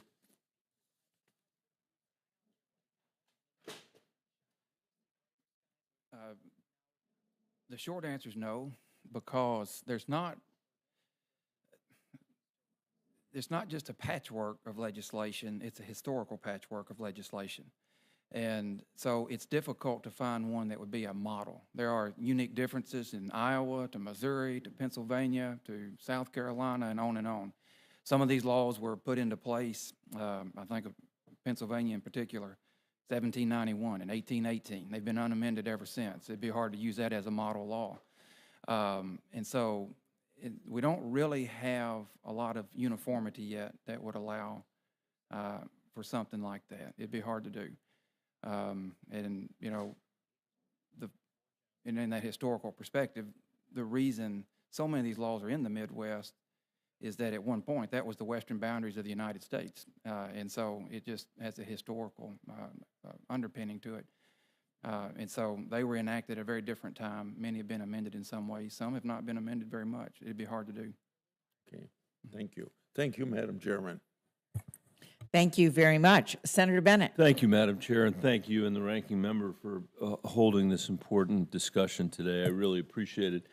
Colorado agriculture contributes $47 billion to the state's economy, with nearly 39,000 farms and ranches spread over 32 million acres. But my state ranks third in the nation in foreign-owned farm and ranch land, behind only Texas and Maine, which raises economic and national security challenges for us. This upward trend is incredibly concerning, not just for the sake of our vital land resources, but also for our precious water resources, which, as you know, in the West are tied to the land. Water has the same legal property rights as land. Sometimes it's often more important than land. So as we grapple with how to handle land resources, we should do the same for water. On the economic front, when foreign buyers purchase land and the corresponding water rights, it drives their prices up. And Colorado family farmers and ranchers, can't afford it. And outside of the Agricultural Foreign Investment Disclosure Act, USDA has minimal authority when it comes to foreign investments, including monitoring or weighing in or on any of these transactions to determine their effect on national security. So, Ms. Montano Green, while respecting private market transactions, what role do you believe the agency could play to mitigate economic and national security concerns related to heightened foreign investments in our land and water resources? Thank you, Senator. As a Westerner, I definitely appreciate the impact of water as a natural resource, and so thank you for being a champion on those items and issues. USDA understands that this is important for national security and that land resources and all resources are very important. Our authority does not allow us to stop the selling of foreign land. We do not have authority to have a decision in foreign or domestic land purchases and leases. We are doing our job to be able to have the Foreign Land Disclosure Act. Questions have been asked about our role within CFIUS, and my understanding, although it's not in my purview, is that infrastructure that we've been talking about, that complication of having that way to better understand who is purchasing and who's moving is sometimes outside of the USDA role. We will continue to do our work to implement the foreign land disclosure work and to be able to continue to work with Congress on working on solutions. Well, I really appreciate the clarity of your answer, Ms. Matano Green, and you're right about both about the lack of jurisdiction and also CFIUS. So you have anticipated my next question. So earlier this year, and this is for the whole panel, earlier this year, Senator Lankford, my colleague on the Intel Committee, and I introduced the Security and Oversight of International Land Holdings Act, or the SOIL Act, as a means to address foreign investment oversight. Our bill would not limit private agricultural land real estate transactions, a topic I understand worries some producers, but the bill would require CFIUS, the Committee on Foreign Investment in the United States, an important national security committee, to review agricultural land acquisition deals from countries with non-market economies, including China, Russia, Iran, North Korea, that pose a national security threat risk to the United States. It would also require the committee to consult the Secretary of Agriculture on such deals. Would each of the witnesses today share how they believe Congress should reform the committee's authorities to help address the increase in foreign-owned U.S. farmland? Why don't we start here in the middle and we'll go around. Thank you. Thank you for that. In terms of an opinion about what Congress should do, I'm going to bail out on that one. You know, from the National Ag Law Center perspective, we don't engage in advocacy or policy advocacy, legal or policy-wise. What I could add to that, I think, you know, there's obviously a number of proposals to add the Secretary of Agriculture to CFIUS. You know, I think everybody here knows that in the House it passed 42 to nothing a few days ago on that very measure. But under the Defense Production Act of 1950, there is, in addition to the efforts legislatively, there is in the statute authority for the president to place other people on CFIUS. I think it's the last paragraph. I think it's paragraph J of that section. But as far as an opinion on what Congress should do with it, I don't have an opinion on that. Yep. No, Senator, thanks for the question. I'll just add, you know, I think it's important that, you know, future land deals and acquisitions receive proper scrutiny. I can't really speak to, you know, what policies should be implemented to do that necessarily, but I would just reiterate what I mentioned during my testimony, that whatever action and regulatory response be evidence-based and sort of look to strike a balance between our national security and also fostering economic growth and opportunity.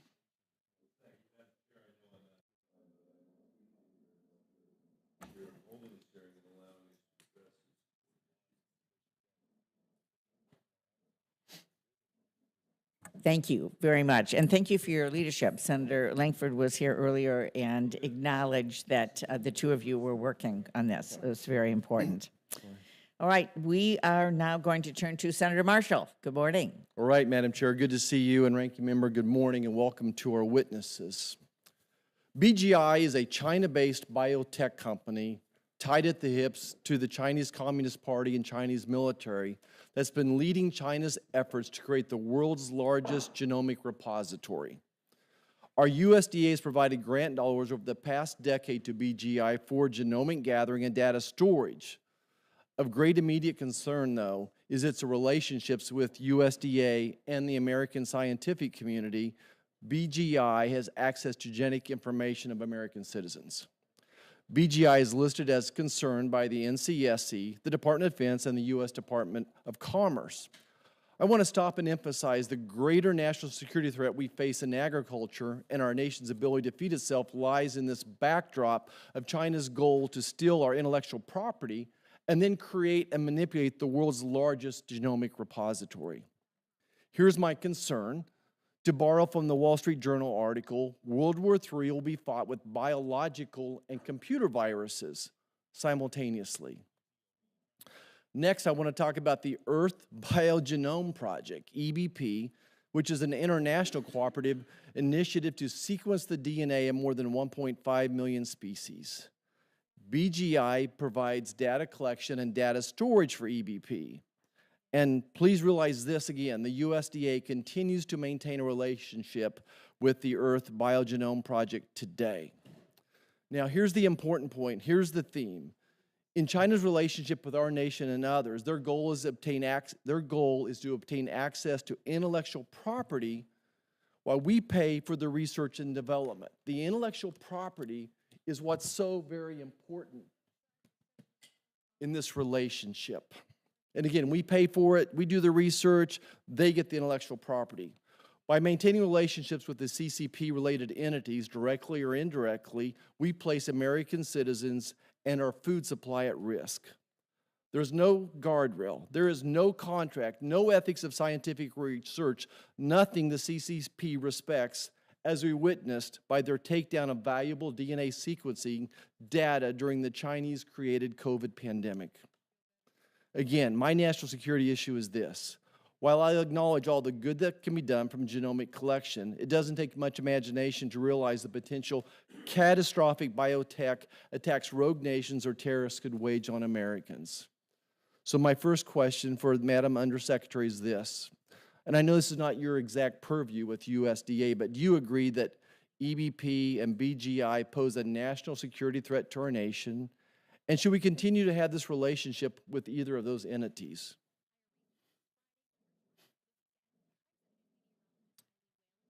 Senator, USDA is definitely concerned about agriculture and its role as it's connected to national security. We feed this country, and so we know agriculture is very key to that. With regard to this question, this is fully outside of my purview. FPAC gets to be the program-facing entities of it.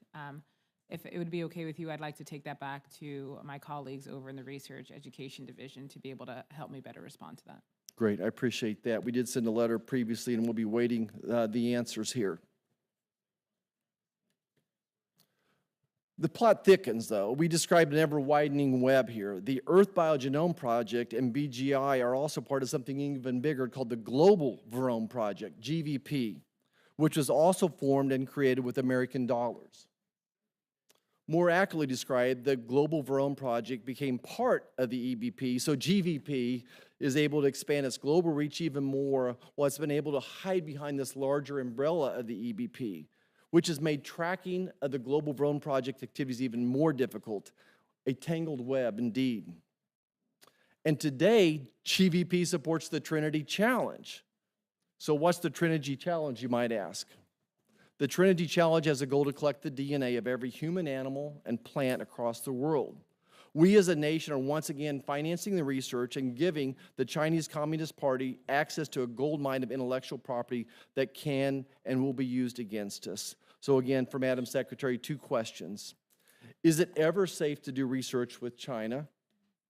And next, what are the potential bioweapons that could result from this research that could impact American food security?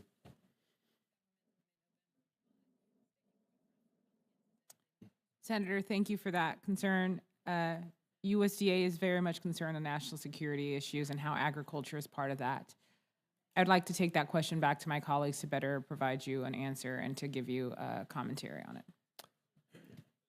If I could, Dr. Ortega, you've been involved with China on and off. Do you feel it's ever safe to do research with China? Senator, thanks for your question. You know, this is a very complex issue. And, you know, I will say we have very talented Chinese Americans and Chinese scientists working at land-grant institutions here in the United States. I think it is in our national interest to collaborate with China on research, but we have to make sure that it's done in a very fair way. That's all that I'm able to comment. I'd love to see how you vet these people, but that's probably a question for another day. But thank you so much for your answers, and thank you, Madam Chair. Thank you very much. Senator Welch, welcome. It's good to be here. Thank you, Madam Chair. You know, I share the concern about foreign ownership, Chinese ownership in particular. A lot of that has been covered by my colleagues. But I also share the concern about the incredible challenges for young aspiring farmers to get access to land. And also, I'm very concerned, and a lot of that has to do with the high price and, of course, corporate consolidation. And as I understand it, between 2011 and 2021, foreign ownership increased from 2% to 3.1%. Most of that foreign ownership is non-Chinese. Chinese ownership is less than 1% of all foreign-held acres, and I think a lot of that is around installations that do need security. So there's obviously a link between their ownership and trying to be close to military installations. But 81% of America's farmed cropland is controlled by 15% of farms. So this is an incredible amount of consolidation. Small family farms, those that earn less than $350,000 in gross cash income, accounted for 89% of all farms. We have a lot of those small farms in Vermont. But large-scale farms, 1 million or more, accounted for about 3% of farms, but 47% of the value. I'm going to ask Dr. Ortega, in your testimony, you mentioned that the foreign acquisition of U.S. agricultural land by foreign entities does not threaten our ability to produce food, with the caveat that it does raise specific and sometimes local concerns. However, the consolidation of farmland by large corporate entities also poses significant challenges for our farmers. Can you speak on the extent of corporate consolidation in the agricultural sector and what challenges that consolidation poses for our economy and our farmers? Yes, thank you, Senator, for that question, and and thanks for highlighting this very important issue. It's also been brought up earlier with Senator Booker's comments. Right. That's right. The issue of corporate ownership of farmland and farm consolidation is very, very important, especially as it affects new and young beginner farmers as we look at an aging farmer population. One constraint to being able to answer your question fully is data availability. We don't have high-frequency data on this issue. There is a survey that was recently done by the National Young Farmers Coalition last year, done over 1,000 farmers, many thousand farmers under the age of 40, and a lot of these farmers noted that access to farmland was critically important, but it was also challenging given the rising land prices. So it's an issue that I think needs to be better informed by having more access to data on farm ownership, consolidation, given how fast these trends are changing in the industry. Thank you very much. And, perhaps I'll ask Undersecretary Montano Green, any suggestions on what we can do about this?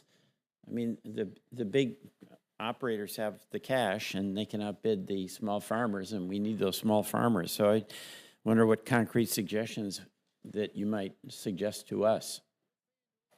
Senator, if I could take that in two approaches with what USDA is doing and how we could maybe continue to collaborate with the senators and Congress.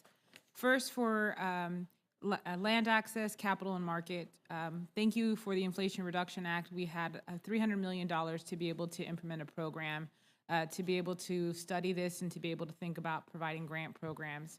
We just announced those projects earlier this summer. Looking forward to see the results and the returns so we can better be informed on how we can provide better tools for young beginning farmers and for communities that are smaller, low-income farmers looking to be able to have access to those. So just thank you for that. The American Rescue Plan, the Inflation Reduction Act was able to provide that. With regard to consolidation and monopolies, while it's not explicitly in my purview at FPAC, the department has been doing quite a bit of work on that to move forward. With the American Rescue Plan, the food system transformation to be able to think about local and regional foods and those aspects, FPAC has participated with our colleagues over in the marketing regional program. The other is this summer, USDA launched a partnership with state attorney generals to go after corporate bad actors who are against antitrust laws.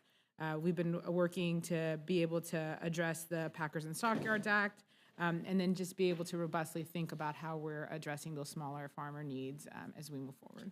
Thank you very much. I yield back. Thank you very much. Senator Ernst. Thank you, Madam Chair, and thank you to our witnesses for being here today as well. Chairwoman Stabenow, I appreciate you calling this hearing today on this important issue. I think so many of us are really concerned about this issue. And we've worked very closely together on it to modernize the Agricultural Foreign Investment Disclosure Act. As our Iowa farmers know well, food security is national security. And in that same vein, I would be remiss not to express my frustration that we do not have at this time meaningful progress on the Farm Bill. On Monday morning, I drove up to the airport, and my route goes through southwest Iowa. And that entire way to the airport, we have farmers that are fully engaged in harvest right now.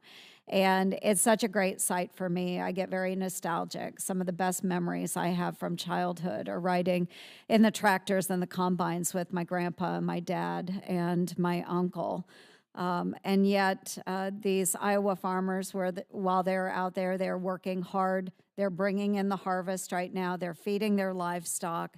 And yet Congress and this committee, we are set to let the 2018 Farm Bill expire in 3 days. And I really think this is a shame. I consistently hear from our farmers and ag leaders about the need for more farm in the Farm Bill. And there are serious concerns with the increasing foreign investment in American farmland today. China, our #1 pacing threat, continues to grow their influence on the world stage under the weak leadership of the Biden administration.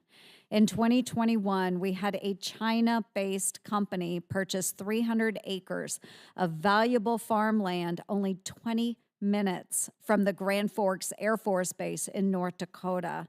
And mind you, this base is home to some of the nation's most sensitive military drone technology. And as if that wasn't enough, earlier this year, the world watched as a Chinese spy balloon crossed over our sovereign border, gathering intelligence for the Chinese Communist Party over much of the Midwest and our nation's prized land. President Biden had the audacity to call this silly. Folks, this is concerning on many levels and a grave threat to our national security. According to USDA's 2021 OFIDA report, foreign persons hold an interest in approximately 40 million acres of U.S. ag land. That's more than the entire state of Iowa. More than Iowa. Foreign ownership and investment in our ag land has nearly doubled over the latest decade. It's time we get tough on China and our adversaries by drawing a line in the sand when it comes to our ag industry and the food security of our very own nation. Thankfully, in Iowa, we have provisions to protect our farmland, but we need to see strong protections across our nation. It's time we overhaul the system. We must modernize the Agricultural Foreign Investment Disclosure Act, which became law in 1978. And that's why I'm proud to have bipartisan action with Chairwoman Stabenow on our legislation, the Foreign Agricultural Restrictions to Maintain Local Agricultural and National Defense, or Farmland Act, to increase reporting, strengthen oversight, and send a strong, clear message to our adversaries that American farms are not their playground. Deputy Undersecretary Green, do you know, and can you report to this committee, how many foreign persons are participating in taxpayer-funded Farm Service Agency programs? Senator, thank you for your concern. I want to acknowledge that USDA also believes that agriculture is an important part of national security and the work that we've been doing. The FIDA requires us to disclose foreign land. USDA does not have the authority to stop or sell of foreign land. We do not have the authority to have any decision in the process of foreign or domestic lands, domestic individuals, entities purchasing lands. With regard to the question of individuals within the program, we'll have to get back to you for that. We implement the program based on statute, and each program has its own respective statute governing eligibility for respective programs. Okay, and it is concerning, and I think part of the problem in tracking this as well, foreign people participating in these programs, is that USDA has a very outdated process. And so we don't know this information, and that we have a voluntary filing system, and it's still paper-based. And so I think we have a lot of work to do within USDA to make sure that we are tracking this information, because if our taxpayer dollars are going to foreign individuals, we need to know that. And so again, I think the Farmland Act, it would address a lot of those concerns and make it much easier for us to track. So I see my time has expired, Madam Chair. Thank you very much for allowing me the time. I yield back. Thank you so much. And let me all just say for the members that as we are diligently working on the Farm Bill, I've been involved in 6 of them. None of them, unfortunately, have ever hit the exact deadline. In 18, we went through till December, and I'm hoping with all of the committee leaning in and working together that we will be able to meet that timeline again, because it is so important that we do this for everyone who is impacted by all the issues in the Farm Bill. So thank you so much for raising that, and we will continue to work with you and all the members of the committee to make sure that happens. Let me turn to Senator Fetterman. Welcome. Thank you, Madam Chairwoman.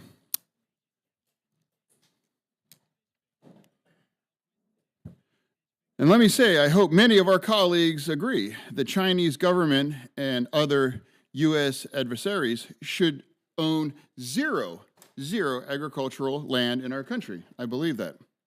I mean, they're taking back our pandas. You know, we should take back all of their farmland. You know, this is really a national security issue, and it's a food security issue. Pennsylvania is a leader on this issue, and a law requiring foreign disclosure on agricultural land, and I hear it's a good one. Mr. Pittman, you shared some state laws, but can you elaborate on how state laws and the few federal laws may work together? Sure. So probably the best way to answer that is to take a snapshot in time back at the end of 1970s with the enactment of a FIDA in 1978. And at that time, the position that was struck was that matters of prohibition or even banning, although there's no state that has an absolute ban on foreign ownership, that would be a matter left to the states, and that the federal government would operate in the space of requiring reporting. And so from that backdrop, that's basically the paradigm in which this has moved forward since that time. And so there are things that the federal government can do, things like CFIUS, that the states simply can't. But that's basically the paradigm there. If anything to dig deeper in that, you look at each specific state law and how it compares. And states like Pennsylvania are very unique. You did mention that unique with the reporting requirement. It also has a requirement that the state, that the Department of Agriculture has a role in monitoring the FIDA data. But a lot of its provisions go back to Revolutionary War period and up into the early 1800s. So you have to take those things into account as well. So can you speculate on why exactly would the Chinese want to own vast amounts of our farmland? You know, like.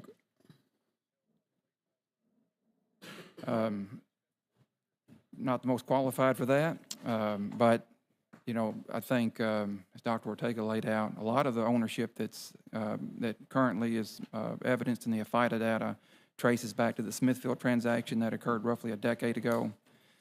And I'll leave it at that. I don't think I'm qualified beyond that. Yeah. Secretary Montano Green, like my colleagues, I'm concerned with foreign countries and foreign corporations' ownership in our agricultural supply chain, and small farmers in PA. And there's over 56,000 of them here in Pennsylvania face enough hardships, and they don't need to compete with foreign governments buying our land. Secretary, how could Congress give USDA more resources, including and updating the Agricultural Foreign Investment Disclosure Act? to counter adversaries buying our farmland? Thank you, Senator, for the question. We agree with you. USDA believes that agriculture is an important part of national security.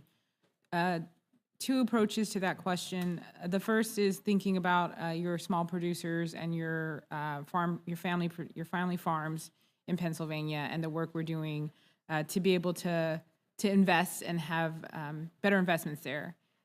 While not specifically with an FPAC, USDA has been investing in the food system transformation, which has a lot of local and regional investments. We've been working to address consolidation efforts and has a collaboration with attorney generals throughout the country to be able to address that. With regards to AFIDA, AFIDA itself is a disclosure act, and that is the authorities that we have. USDA does not have the authority to approve or decline purchases of land, domestic or foreign. So that is just one thing to be very clear of what USDA has within authorities. Within the support of the investments, we appreciate Congress's work in which they've given us some language within the omnibus appropriations bill last year to be able to modernize and look forward to some support on that financially as well. Thank you very much. Senator Highsmith. Thank you, Chairwoman Stabenow and the Ranking Member Bozeman, and for this important hearing. And thank you to our witnesses and Senator Bozeman. Thank you for bringing Harrison along. We've worked together for many years, and it's certainly good to see you at the end of the table, Harrison. It truly is important for us to examine foreign investments in U.S. agriculture, and American food security is obviously the national security issue that we all know that it is. And we need to make sure that our foreign adversaries don't have the influence over those agricultural systems, and that is really important in Mississippi, where agriculture is our #1 industry. I'm pleased that the state of Mississippi has convened a study committee on foreign purchases of farmland there, and we're simply missing some information when it comes to this topic. So I'm glad my home state is investigating this issue, and I'm glad that we're examining it today here at a federal level too. And Madam Undersecretary Montano, as you know, several legislative proposals this Congress seeks to include the Secretary of Agriculture as part of the Committee on Foreign Investments in the United States. And should this proposal become law, how do you envision USDA's participation on this committee?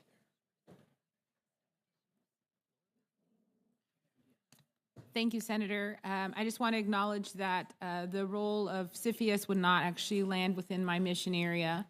It would land within the Office of Homeland Security within USDA. Having said that, I'll just repeat something that the Secretary had said earlier this week when he was asked this at the White House on a press briefing, and that he does acknowledge that it would be an important role for USDA to have a more robust role on CFIUS. With that implementation of it, it's not just the role of CFIUS, but it's also understanding the system to be able to report and to be able to gather the information.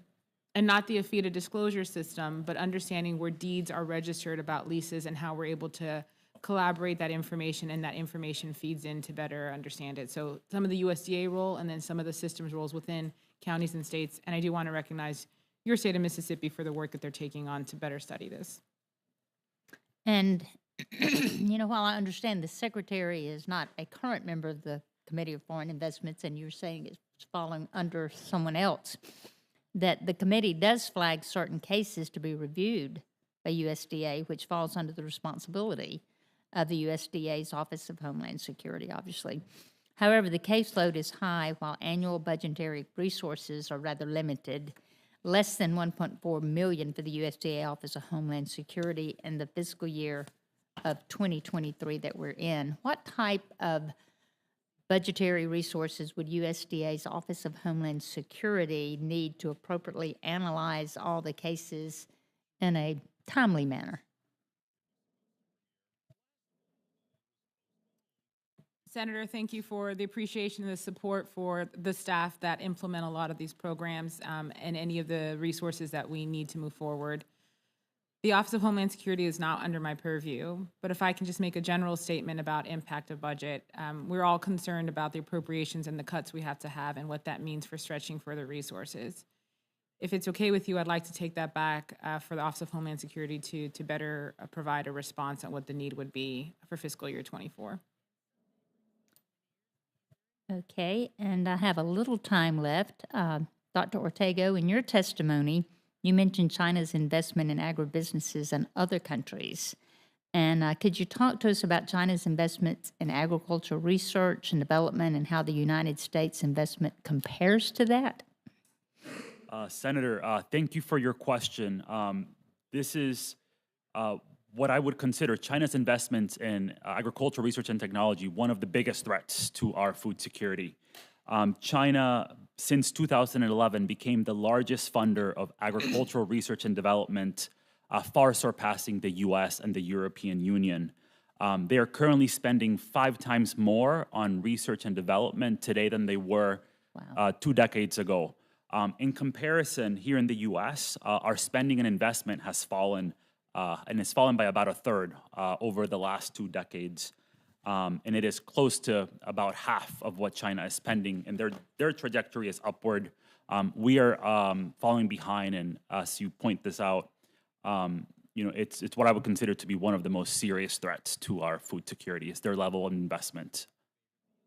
Thank you for your answer, and my time is out. Harrison, you're off the hook. Thank you so much. Senator Fisher. Thank you, Madam Chairman and Ranking Member Bozeman, for holding a hearing on this important topic, and thank you to our witnesses for being here today. In addition to serving on the Agriculture Committee, I also serve as a senior member on the Senate Armed Services Committee, and I am the ranking member on the Subcommittee on Strategic Forces, which is responsible for our nuclear deterrent, space systems, and our missile defense.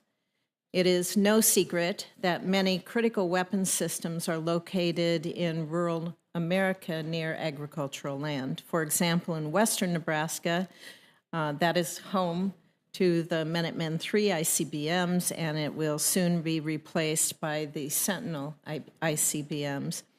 These weapon systems and airmen operating them keep Americans safe every day.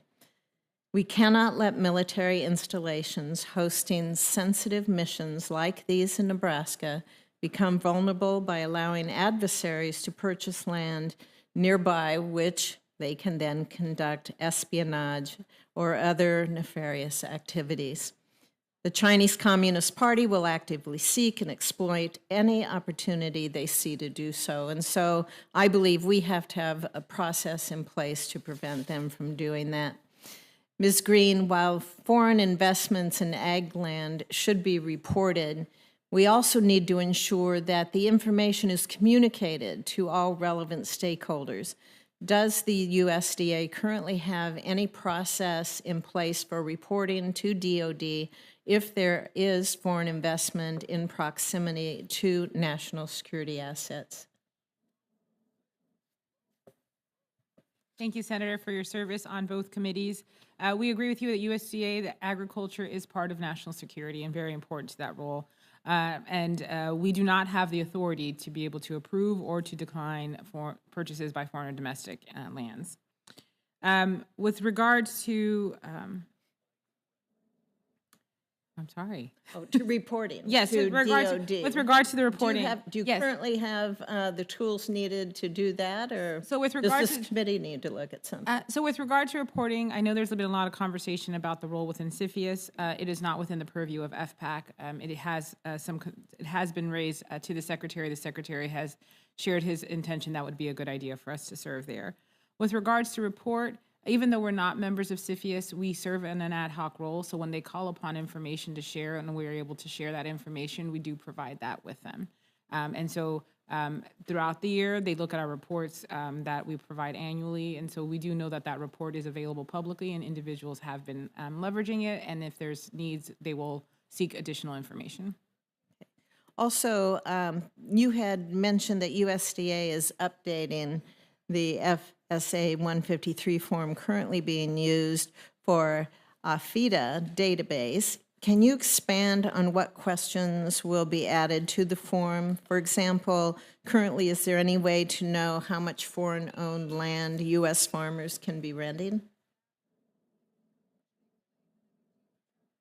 So the questions that are going to be updated in the 153 form, we've been gathering a group to be able to better understand the statute where information can be added that we're not seeking, has been shared by my colleagues, right? This is 45 years ago that it was passed, 44 years ago that it was written in regulation, and so agricultural land has been very different. Some of the information is not a requirement that we can have. If we want to be able to ask for their FSA farm records, that cannot be required to be put in there. We are going to be putting it as an optional to help us better track information. That is something that we do not have authority to be able to provide. But most of the requests and everything that we do is going to have to be of an authority to better reflect leases and better reflect some of the land ownership in agriculture communities.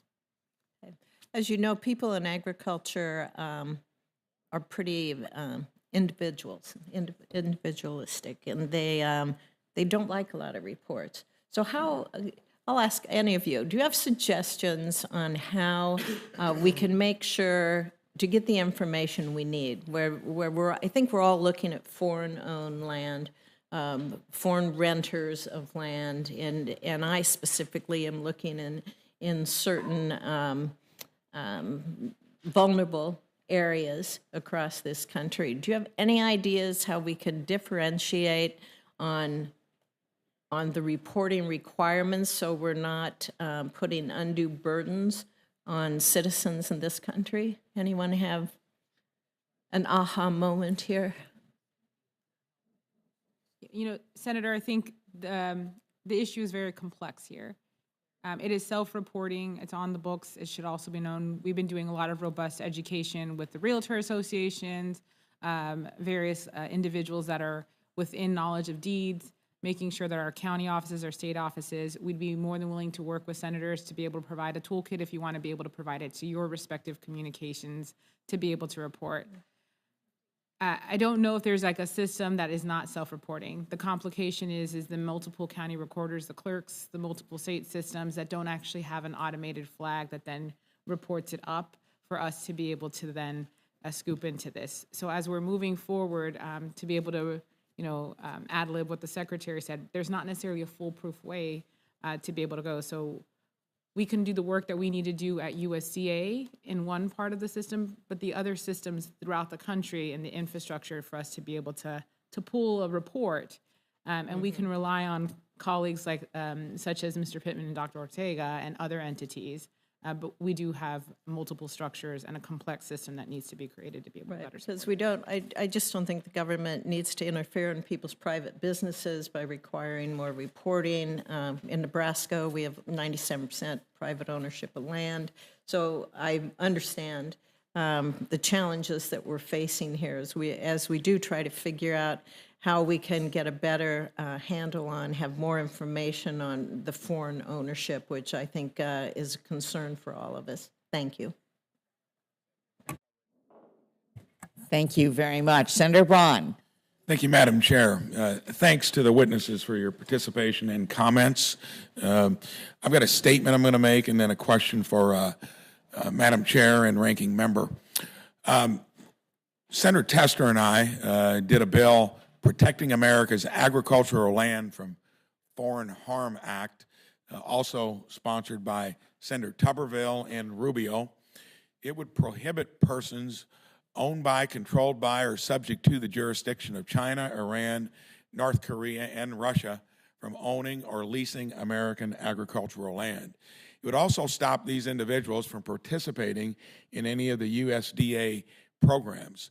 I vetted this bill carefully with the USDA, the intelligence community, and a handful of committees here in Congress. I'd like to submit letters of support for this legislation into the record from the Agribusiness Council of Indiana, America First Policy Institute, and Heritage Action. So ordered without objection. Thank you. Several bills are addressing this issue. Got Kip Tom, a farmer from Indiana and a former ambassador to the United Nations for Food and Agriculture, and he capsulizes in a letter, which I'd like to submit into the record as well. So ordered without objection. He points out that China has invested heavily in Belt and Road initiatives throughout Africa, somewhat in South America. We've seen them steal intellectual property, manipulate currencies, just do about anything out there that would not be in the category of a handshake business partner.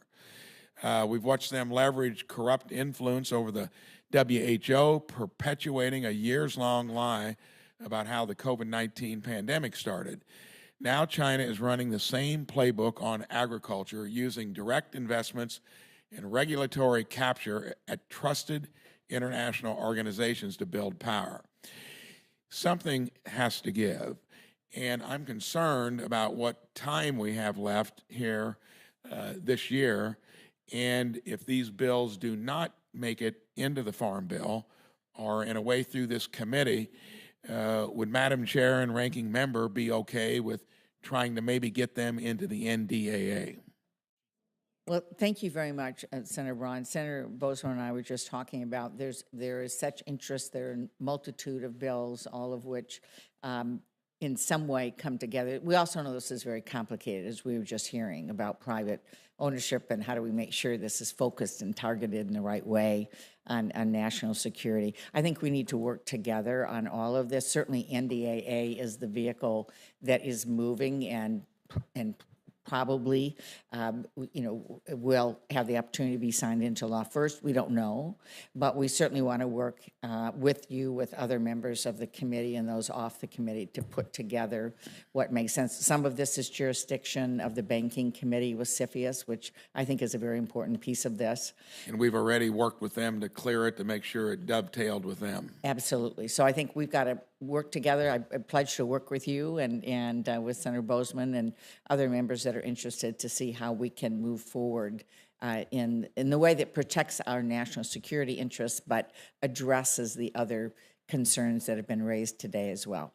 Senator Bozeman, you okay with that? No, I agree totally. And again, as the chairwoman said, we were kind of going back and forth about a path forward. There's not many things in Congress where there's a lot of consensus, and I think that there is real consensus both in the House and the Senate, Democrats and Republicans, that we simply need to get this worked out, so that we protect, the farmland, protect our entities, our industry, but also, as Senator Fisher was talking about, not making this thing too onerous. In that rare moment here in the U.S. Senate, we certainly ought to take advantage of it. Thank you. Senator Thune, welcome. Thank you, Madam Chair, and Senator Bozeman for having today's hearing on foreign ownership of U.S. agriculture. I also want to thank our witnesses for appearing before the committee and for your input on this important issue. It's already been stated, but food security is a critical component of national security, and we need to make sure that foreign countries do not hold an undue influence over our food supply. And I'm pleased that this year's Senate National Defense Authorization Act includes Senator Round's amendment to prohibit China, Iran, Russia, and North Korea from purchasing U.S. agricultural land and businesses, and I'll continue to advocate for this provision's inclusion in the final NDAA. And we also need to take a close look at the U.S. Department of Agriculture's role in overseeing foreign ownership of U.S. agriculture, particularly as we keep working on the next Farm Bill. We must safeguard U.S. farmland and food security is a critical component of national security, and I look forward to working with members of this committee on this issue in the next Farm Bill.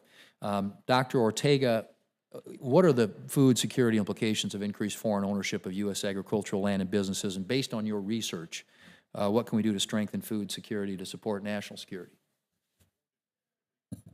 Great. Thanks, Senator, for the question. As I mentioned in my testimony, one area that I think is important to look at are the effects of foreign demand for agricultural land on land prices and rental rates. The research that is out there, and this has been done as part of the latest AFIDA reporting, shows that there's no effect of increased demand on foreign land values and rental rates. I will say, in terms of what needs to be done, and we've discussed a little bit of this today, we need to have better access to data. The AFIDA data that is out there and that is reported has a lot of missing records, missing values that make it very difficult to really understand what is happening. Another important point on this is when we look at trends in the AFIDA data, there's been a lot of reconciliation of past transactions due to a lot of these errors. So it's really difficult to track what's happening over time because of the data quality. And I'll leave it at that. Okay. Mr. Pittman, you mentioned that USDA program eligibility for U.S. ag producers versus foreign persons is an area that can lack clarity. It's important that USDA programs are targeted U.S. farmers and ranchers and not foreign persons. So could you explain that issue a little bit further, and how do we make sure that USDA programs are targeted specifically to help American ag producers? So the short version of that is, in general, when it comes to USDA programs, particularly disaster assistance type programs, the word that's used is prorate. You prorate out the level of foreign ownership or the percentage of foreign ownership from the payment that's at issue. So that's how it's generally done now. An area that I can only speak to that I've noticed it. That seems to be a shift. I noted with the emergency relief program and then the recently announced milk loss program. It appears that the standard for those is any level of foreign ownership would create ineligibility. And so those are the two tracks that I'm aware of. And again, that kind of gets you down in from, we talked earlier about a FIDA, but parallel to that, when you have the statute, the regs, when you deal with Farm Service Agency or NRCS for that matter, you're going to have handbooks as well that go out to the states, and that's what's used at the county level to implement all these programs. And it's in the handbook where those new standards have been found, particularly for the ERP. And outside of that, it's more proactive. We're looking forward. You have several proposals. I won't relate them all here, but several that try to have some level of restriction on the receipt of federal funds. Some go as far as receipt of any federal funds. If a state doesn't have a law that prohibits foreign ownership to some degree, and others are more specific at the federal level to USDA programs. But it's a matter of changing those laws to the extent that that's done, through the committee and through Congress. Thank you. Ms. Green, given your role in overseeing USDA's implementation of the Agriculture Foreign Investment Disclosure Act, what is your response to the discrepancies that Dr. Ortega has raised, and could you provide a status update on USDA's implementation of the improvements to the Agriculture Foreign Investment Disclosure Act that were enacted last year? Thank you, sir, for that question. We're doing our best based on the information. It's a self-reporting document. We appreciate that Congress has put language in the appropriations language last year to update and to modernize AFIDA. It also came with zero funding. So we have done the recommendation, which was in the Consolidation Act, to be able to provide that in a queryable format. This summer, we uploaded Excel documents for the last 10 years of that data to be able to move forward. We have been hearing on some of those documents to be able to move forward. We're currently looking at budgets that are being discussed within the House and the Senate. We know that the FPAC Business Center, which houses the AFIDA, has a drastic reduction in their budgets, so that will have impacts as well moving forward. But we continue to find ways that we can move forward to be able to continue to work with. And the discrepancies that he pointed out, I understand updating it as part of it, but you have any way of explaining that? Yeah, so there's some items which we will call like stale records. So there's times that have compiled ways of where it has been recorded that it was sold or to foreign entities holding it, but that entity might have then sold it back to domestic, for example. So like a U.S. citizen might have it. Those kinds of informations in our need to be able to have that more updated format. The complicated system outside of USDA to be able to have an understanding how the deeds are recorded, when they're recorded at the county office level, the state level, or even the sovereign tribal communities, and how that reports up to us. There isn't like an automated query that we can then put it into the AFIDA way. So we have to rely on the self-reporting, and some that it includes the education and the outreach that we're doing with various entities, realtors, land trusts, local communities, posting it within our county offices so folks know to update their form and to make sure once it sells back from foreign to domestic or domestic to foreign to be reporting to FSA or to USDA. Thank you. Thank you, Madam Chair. Time's expired. Thank you. It's Senator Hoeven. Thank you, Madam Chair. To Secretary Montano Green, as has been brought up a number of times, a Chinese company recently wanted to purchase 320 acres and wanted to build a wet corn milling plant very close to the Grand Forks Air Force Base in our state. That raised serious national security concerns, defense concerns, because that base is a leading base when it comes to ISR, satellite, and actually now working with hypersonic development.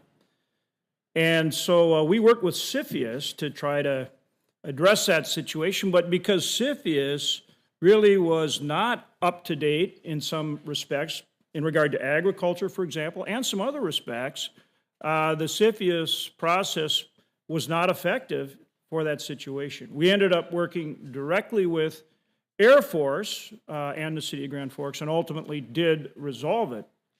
So that project did not go forward. As a result, we've taken a number of steps. And one of those is legislation. I'm a co-sponsor of the PASS Act with Senator Tester, Senator Rounds, and much of that legislation has now been included in the NDAA, in the Senate version of the NDAA, and we hope it becomes law, restricting China, Russia, Iran, North Korea from purchasing land, but also requiring the Ag Secretary to report on foreign takeover of U.S. businesses. So in this case, it wasn't just the purchase of farmland, it was an ag business that created the opportunity for spying, which was a big concern. So in terms of this legislation that we're now advancing to prevent this type of risk, not only foreign purchase of farmland, but spying on our military installations, that kind of thing, are we doing enough here? Is there something else that we should be doing in addition to what I've just described? Senator, thank you for that. And thank you for your various support in the agencies at FPAC. USDA does believe that agriculture is part of national security. And while FPAC and the 4 agencies that I get to work with in the nation area do not have direct purview over CFIUS, that would be with the Office of Homeland Security. It has been a discussion that I've been aware of various items. I think one is the consideration, right, that there is some ag land purchases that are not covered within CFIUS. So I think that's what you addressed within North Dakota specifically. It's also the placement and the ability for the Secretary to serve on CFIUS, of which he mentioned this week at a White House briefing that he is supportive of having USDA have a more robust role. Needs to be that plus more. The complex system to be able to have an understanding of the data that's occurring at the local level in 3,000 counties across this country, at the 50 states and 500 sovereign nations, to be able to report that up does not exist. So in addition to the work that we do to be able to have the Disclosure Act filed, having that complex system to be able to support and how we think about the federal interacting with local governments is really important to move forward. And the other item I would just like to raise is, as was discussed about the improvements for AFIDA or any items that we need to move forward, the resources to be able to complement that. While I still owe one of your colleagues a conversation, follow-up with the Office of Homeland Security about their respective budget needs, the implementation for us to be able to have the capacity to be able to implement this, if this moves forward, is going to be very important. Okay, exactly. That's the other thing I was going to mention. I'm on the Ag Appropriations Committee. We included language last year, again, trying to address this issue, directing you to update the access system for AFIDA so that people can truly see what's going on with any of these foreign purchases of ag businesses. So again, where I'm going here, it's not just the purchase of ag farmland, and you're right, our state of North Dakota, we address that by prohibiting foreign purchase of farmland in our state. So there is a state role to play too, but in terms of the federal level, I'm really asking you about, are we getting a grip on these companies, these ag companies that are being purchased, as well as the farmland itself. And you're right, we did include that language in Ag Approps on AFIDA. We want you to update that. We've got a deadline for you of 2026. I understand you're saying you need more resources. I need to know about that, because if so, then we're going to address that as well. So again, hone in on the companies as well as the farmland and getting that system updated so we're tracking what's going on with these ag companies. And like I say, we'll continue to address that in Ag Approps as we did last year. But I need an update from you. What do you need? How are we doing? What do you need? I know you're going to say dollars, but. Well, you went 2 minutes over for Thune, so you're 32 seconds. Welcome to. You're being asked what you need. I think you should tell them, because it's our job. It's our job to make sure you get what you need. It's really not fair to say do all this new stuff. Thank you, Madam Chair. Thank you. Yeah. Well, sir, You have the lead. I want to commend the leadership of this committee. Sir, thank you. I'll take the last question, or the last part of your question first. Regarding the appropriations, thank you very much for including that in fiscal year 23 for the deadline, and the push to be able to modernize. We received zero funding to be able to implement that. So we did release this summer a very low-cost way to be able to have that queryable process available. We did Excel files for the last 10 years of data, which is loaded on our website to be able to process that. Okay, So, you need to tell us what funding, we provided substantial funding. Whether you use it on that system or not, I get it, but you know what, that's a decision you have in your discretion. We need to know what you need to get it done. And Madam Chair, thanks for your indulgence. Thank you for being here. Thank you very much. You have the invitation, so we look forward to the information. As we close, I just want to thank all of our witnesses. This is a very important topic. We're going to proceed. We understand it's also very complicated, and appreciate all the issues that have been raised today, but clearly great interest, and look forward to working with Senator Bozeman and the committee to address these issues. Thank you so much. Meeting is adjourned.